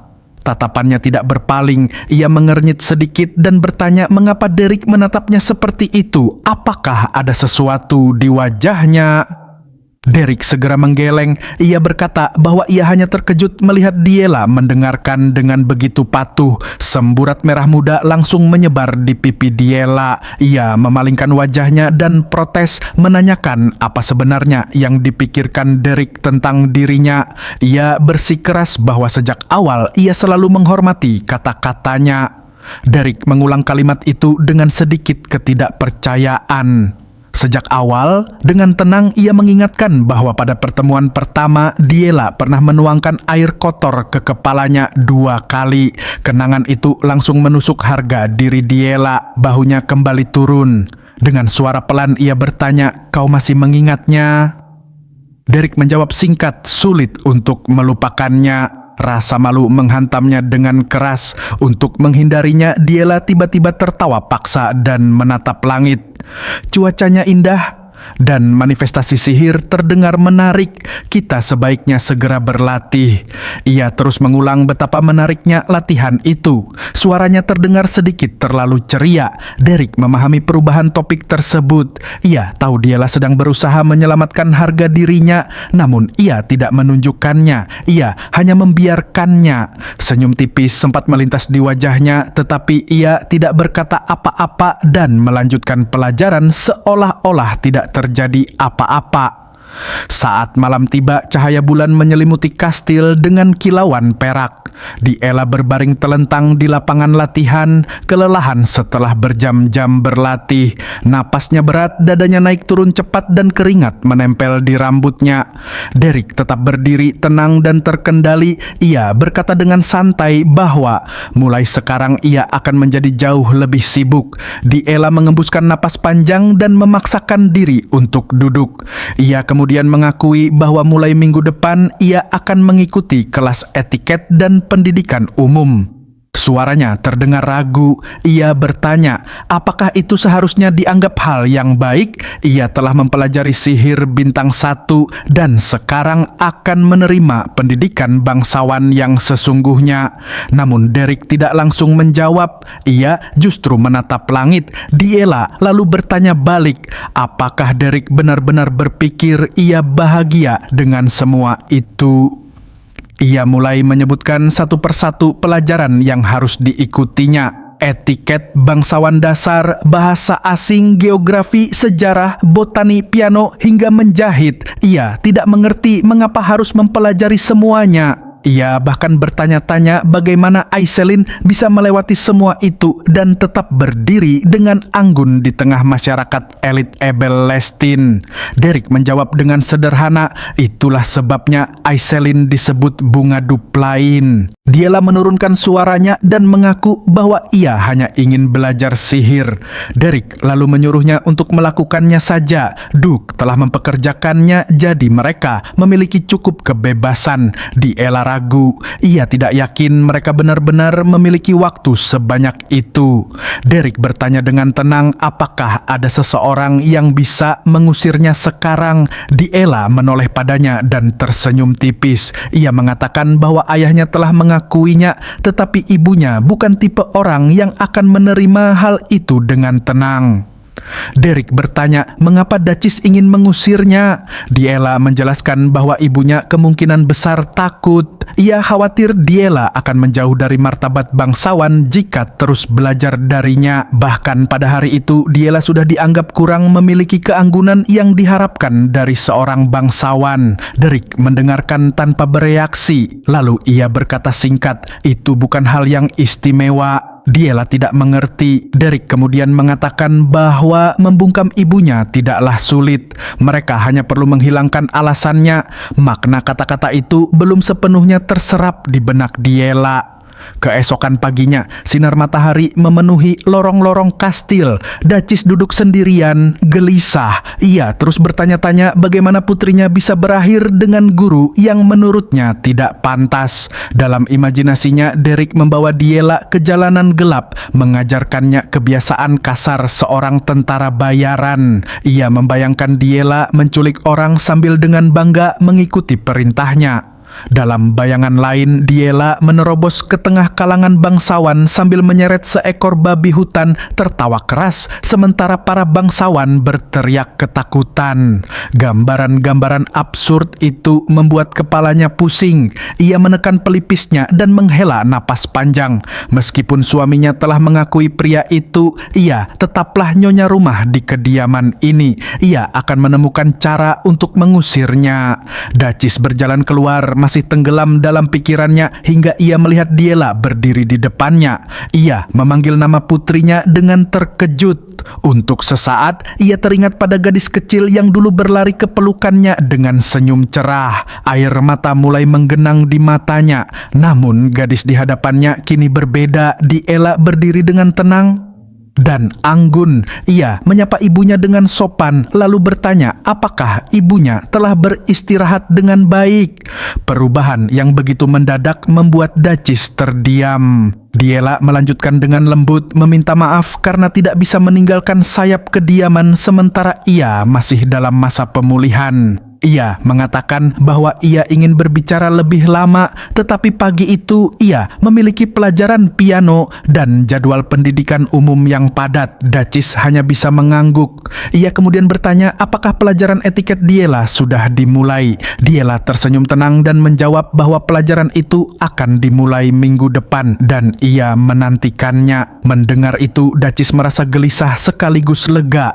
Ia menyuruh Diela untuk segera bergegas sebelum terlambat terlambat. Diela pun berjalan pergi. Di tengah perjalanan, seorang pelayan tanpa sengaja menjatuhkan seikat kayu. Diela berhenti. Alih-alih melewatinya, ia mendekat dan tersenyum lembut. Ia bertanya apakah pelayan itu terluka, lalu menyuruhnya untuk tidak terlalu memaksakan diri. Pelayan itu terkejut oleh kebaikan yang tak terduga. Ia segera membungkuk dan menjawab dengan hormat. Diela kemudian melanjutkan perjalanannya. Posturnya tegak, langkahnya terukur. Ia meninggalkan keheningan yang dipenuhi oleh rasa terkejut dan kagum.